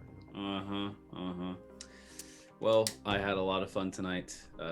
As you said, the plot thickens, and I'm curious to see if the Bastion that we saw was the nice and tame and well-organized Bastion. Apparently, I'm curious to see what the seedy underbelly of Bastion looks like. Indeed. And this Fel Amric guy who probably recently killed a Kesh named Frito, and shot first. So I'm excited for our next session, and the lovely people on the internet will find me back on this channel as usual a couple times a month for our vocalists and for this stream. As hopefully the smoke in the Pacific clears out a bit, I'll be able to have a consistent life again and actually be able to stream again soon. But aside from that, thank you, and may the Force be with us all. Indeed. Thank you, Zach. Always a pleasure. Also, of course, a pleasure to have Carlos with us, who had a few things that had to be, sort of worked through, was dealing with your sister, and Sleeple had to deal with the sister, and you had other things that you had to consider about, like, what the hell is going on here, and, what we're actually going to do next. And what I loved, by the way, for all of you is the fact that as Alden is telling you all about, like, and there's this stuff happening where all the feeds went out at the same time and everything, and you're all looking at each other like, I don't think there's anything that powerful, and you're all like, oh God, like, we know something that's maybe this powerful to do all this crap. So it was kind of funny to see that inside knowledge coming in. But Sleepwell, how'd you feel about today? We're with the lovely folks. So why did I call you Sleepwell? Because you're just so into your character. Carlos, how did? Very method. Yeah, exactly. So much so. Sorry, Carlos, how'd you feel about today? We're with the lovely folks. It was a ton of fun, and it was just an ensemble performance. I think where we each had different features. That was just a ton of fun, and I like the sneaking about stuff and the in-character stuff, and just like the subtle things of, like, I'm not going to do that because that's not what my character would do, so let's find a different way or have a little conflict right now. Like that sort of stuff is really what jazzes me about RPG playing. So yeah, a ton of fun. Also very, very fun that the quick construct that was a joke 10 sessions ago is now like a plot point now, No, absolutely. I just want to remind you that Headless is still with us. Like, Headless did come. True. With us, so. I really wanted to figure out a way that you could just pretend, like, somehow figure out a way that, like, Aramis had a terrible injury. He's at Ashen Forged, and so, his head fell off. He doesn't really miss like, it very much. It wasn't helping him in his life anyway. So. And so in terms of, like, where I'm going to be and stuff, I am going to be guest of honor at the Ozark BookCon, and so they're calling Escapitopia. It is just like a small con on October 24th. I'll be doing a presentation and maybe some game playing and just other stuff. Yeah, the full itinerary of events is still to come, but I think you can register for free right now. So just like might be cool to do something on the 24th. Awesome. Yeah, absolutely. Good stuff. And I also should mention, since you brought up the 24th, that The hope, although I know that there's not an absolute guarantee of this, but the hope is that we're actually going to be back here. We were supposed to be doing this last week, but we couldn't because they had to reschedule. So the hope is that we are also going to be able to be here for the 25th, and I know that that partially depends on scheduling and stuff like that with Kat for one. So I'm hoping we can do that, and we can figure that out. But we'll try our best, and with luck, the whole crew will be back next Friday to continue this awesome game that I've been having so much fun playing with all of you. But always a And pleasure. this is October 24th, though. Oh, my bad. Well, then that has nothing to do with anything. I just thought I'd mention other dates because why not? Why don't we all just bring up numbers? Okay, sorry about that. But yes, I'm 22. October 24th. Regardless, we should do that. What did you say?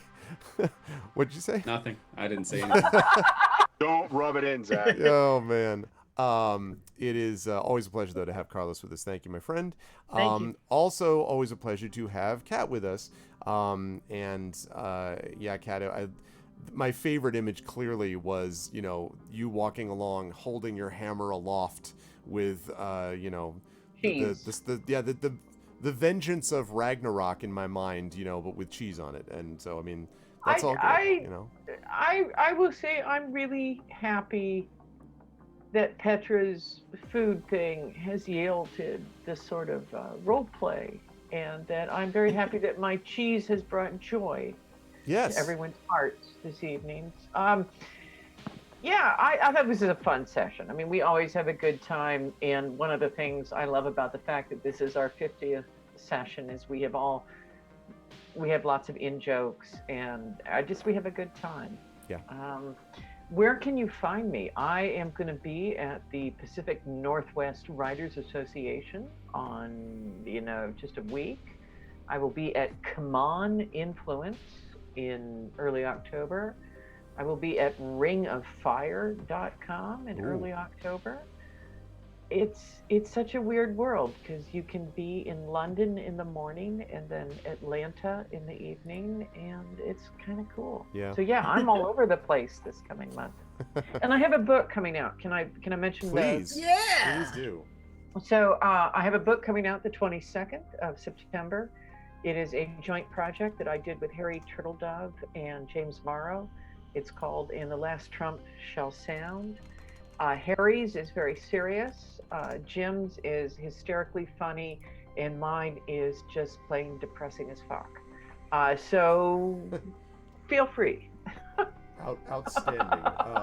What is it exactly? It's It's alternative history, and it is a world in which the West Coast has split off as its own country. oh. And Wow. I'm going to say trying to write near future science fiction at a time when we have weeks full of murder hornets and pandemics and stuff. Wildfires. It's Yeah. it's been wild. Yeah. Wow, that's cool. Thanks. Oh man, the most relevant science fiction release of 2020, it says, by 3 award-winning authors, and boy, ain't that the truth.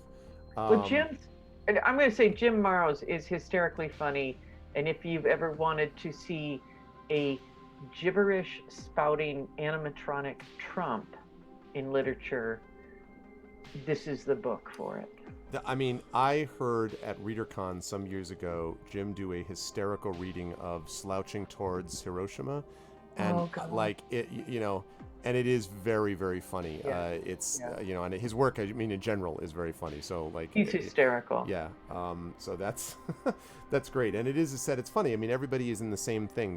We talked about the anthology In the Moment coming out from Mathis Arts, to which perhaps there are several authors in this call who may be contributing,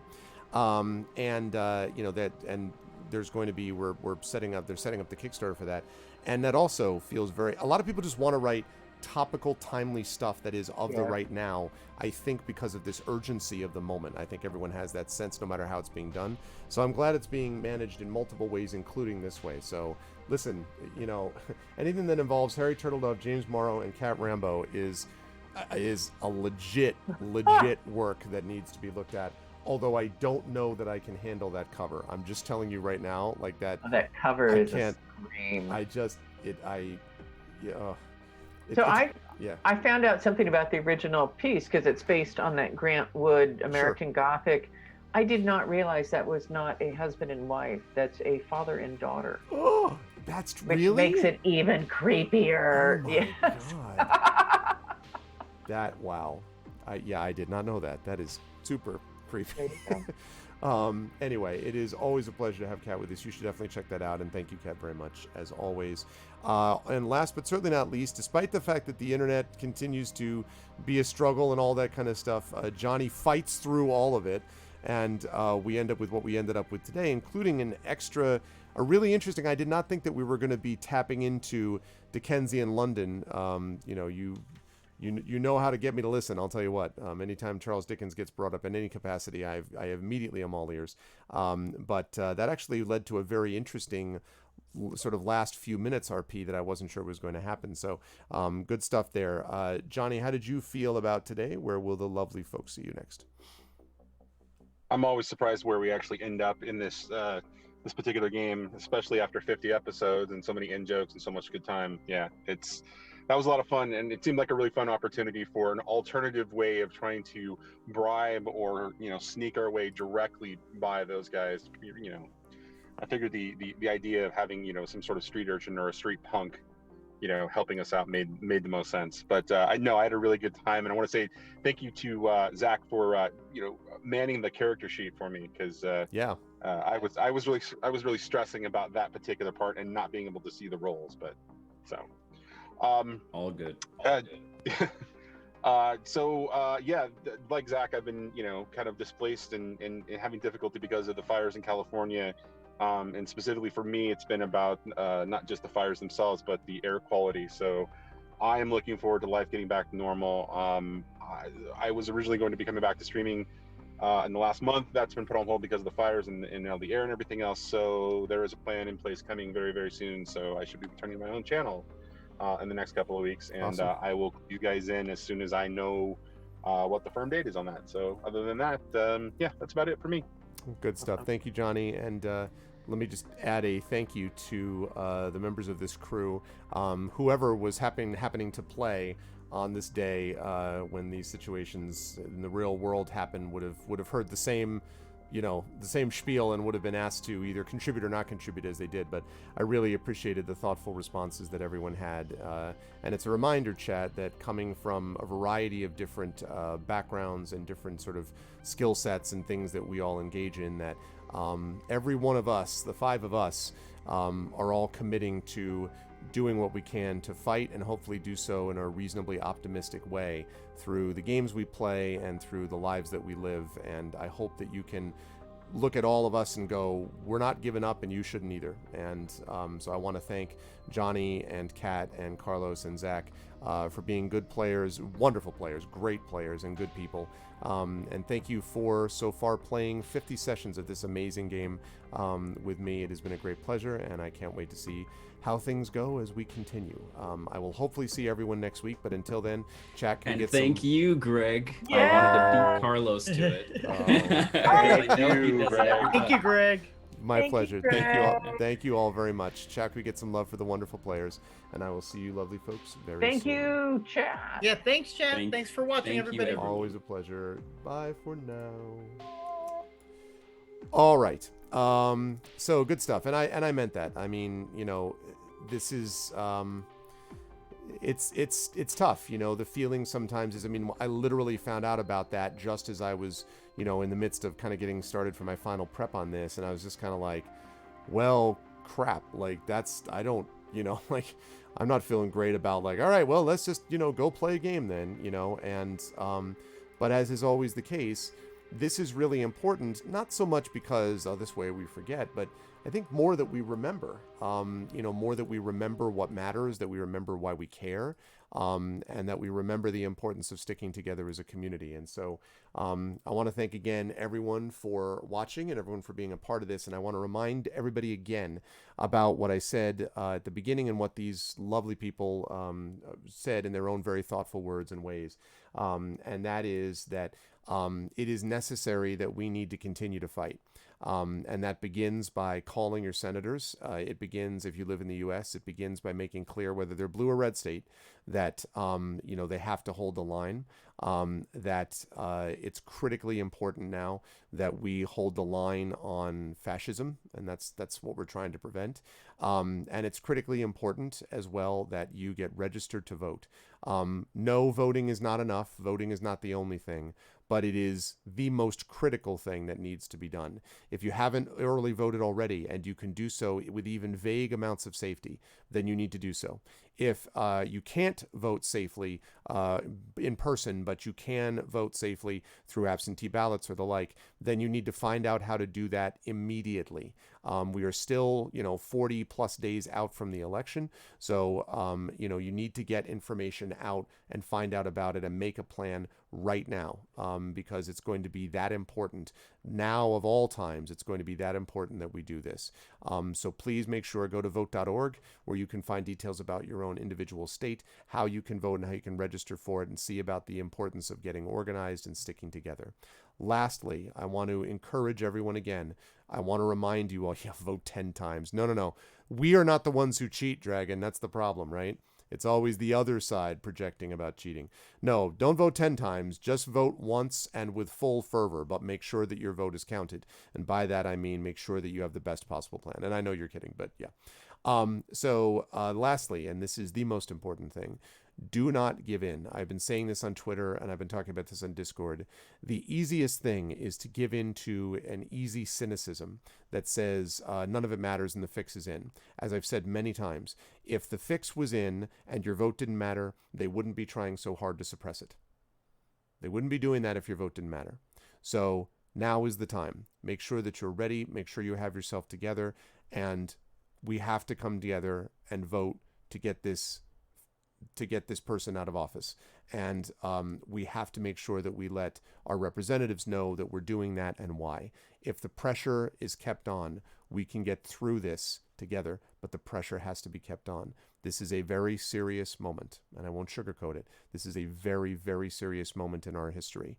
But just as was the case during the Civil War, just as was the case during the London Blitz, just as was the case in those nuclear submarines and silos, there have been dark moments in our history before. And as Carlos said, many of those dark moments have passed, at least have slightly lightened over time, because people took and moved things forward. They moved things forward somewhat so that our children can move things even further than us, and on and on and on. So, as Trish says, vote once, get other people to vote, register for absentee voting, do what you need to do to be safe, but don't wait, and don't give in to the assumption that, it doesn't matter what I do. It absolutely matters what you do, and it has never mattered more than now. This is critical, so we need to make sure that we're all working together to make that happen. We'll get through this, but we'll do it together if we all make the decisions we need to. Make a plan and stick to it. With that said, I want to thank Alligator Alley for sponsoring Esper Genesis. I want to thank all of you for sticking with me as we go through this, and I want to thank again the wonderful players, Johnny, Kat, Carlos, and Zach, for the wonderful stuff that they did today. Lastly, I'm going to go through this quickly. I did this at the very beginning, and I didn't want to rush. I want the focus now to be on voting, getting ready, and all that kind of stuff. So my stuff I'll talk about tomorrow again, but you know the drill, and I don't want to take too much time on it. So I'll simply say, follow the channel, check out the YouTube at !arvtube, Discord, !arvcord, Twitter, !arvtweets, website is arvaneleron.com. You can find us over financially with !arv shopping at merchandise there. !arvtreon is the Patreon, which really helps the channel, and the sub button right above that video window, or right below it, I guess, that video window, which allows us to support the channel as well. On the publishing side, !Icarus for my Icarus and Jellinek graphic novels details, !Library for my Tales and Tomes from the Forbidden Library by Alligator Alley, those details, print edition coming soon, and !Grayshade KS for details about my Gray Shade Kickstarter, which is going to be launching on February 2nd. But most importantly, !BLM, Black Lives Matter. Please make sure that you are continuing to support this. None of this matters more than that. That is the most important thing right now. And beyond that, beyond supporting that, the other most important thing is making sure that you get registered to vote and ready to go. We will have announcements coming up soon about different things, but that's the thing I want you to focus on for the moment. Saturday night, we will be back at 7 p.m. Eastern with Dot and myself and Masters of the Dungeon. And then at 8:30 p.m. Eastern, roughly speaking, we will wrap up that show, and I will be playing some Kingdoms of Amalur Reckoning as I continue to forge forward. And I am happy to say that I actually got my replacement memory today in the mail, so that's good. So I'm going to install that after the stream. I'm crossing my fingers it's going to work well, but assuming that it works well, then I'll be back up to the full complement of 32 gigs of memory, so that's nice. I'm hoping that's the case. Thank you, Rock God, for the rockthevote.org. I appreciate that. That's going to do it for me, and I guess we are going to do a raid here. Let me just double check quickly and see who we are going to raid. Let's see. I know who we're going to raid today. I think. Yes. I know who we are going to raid today.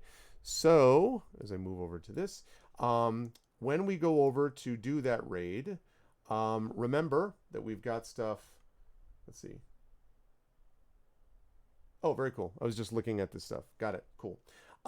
So the way that we do raids here is very simple. If you are a sub, if you're not a sub, you're going to do this, which is the Arvanauts have landed. Thank you, Trish.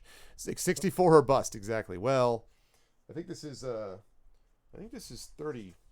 This is 32 or bust, but I'll take it. I'll take it over the 16 right now. The Arvanauts have landed, followed by Twitch raid, lowercase Twitch, uppercase R, lowercase AID. If you are, that's if you're not a sub. If you are a sub, exclamation point, you're going to do this, which means you're going to do the Arvanauts have landed, lowercase Twitch, uppercase R, lowercase AID, ARVANE, all lowercase, uppercase R, lowercase OAR.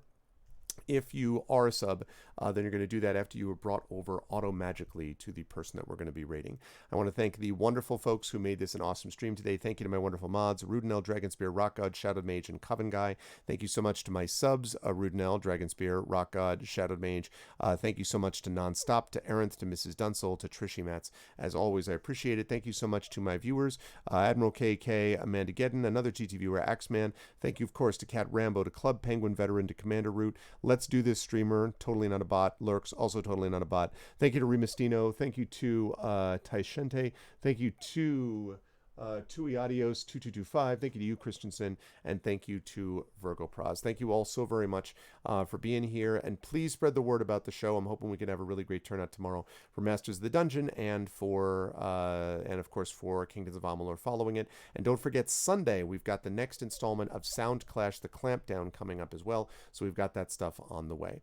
That's going to do it for me. Thank you lastly to Alligator Alley Entertainment again for sponsoring this amazing, awesome game, and thank you to my players, and thank you to all of you for watching. Now, everyone, stick together, register to vote, hang in there, and much love. I will see you folks on Saturday at 7 p.m. for Masters of the Dungeon. Until then, everyone be good to each other. Have a good night.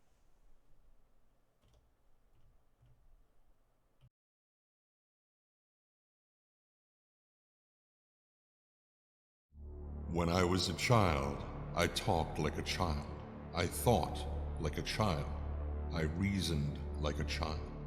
When I grew older, I set aside childish ways. Corinthians 13:11. In the distant future, mankind has spread into the stars and found it is not alone. Within the cluster of planets known as the Silrain Heart, many races strive for survival or supremacy. But throughout this array of planets, societies, and cultures, each has one thing in common: the Crucibles.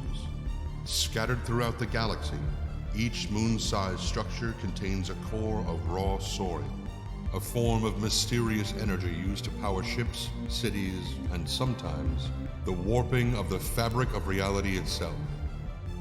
Beings who can do this have been given a name: Espers. The power of God has been granted to God's children. It is a time of terror, It is a time of wonder. It is the time of Esper Genesis.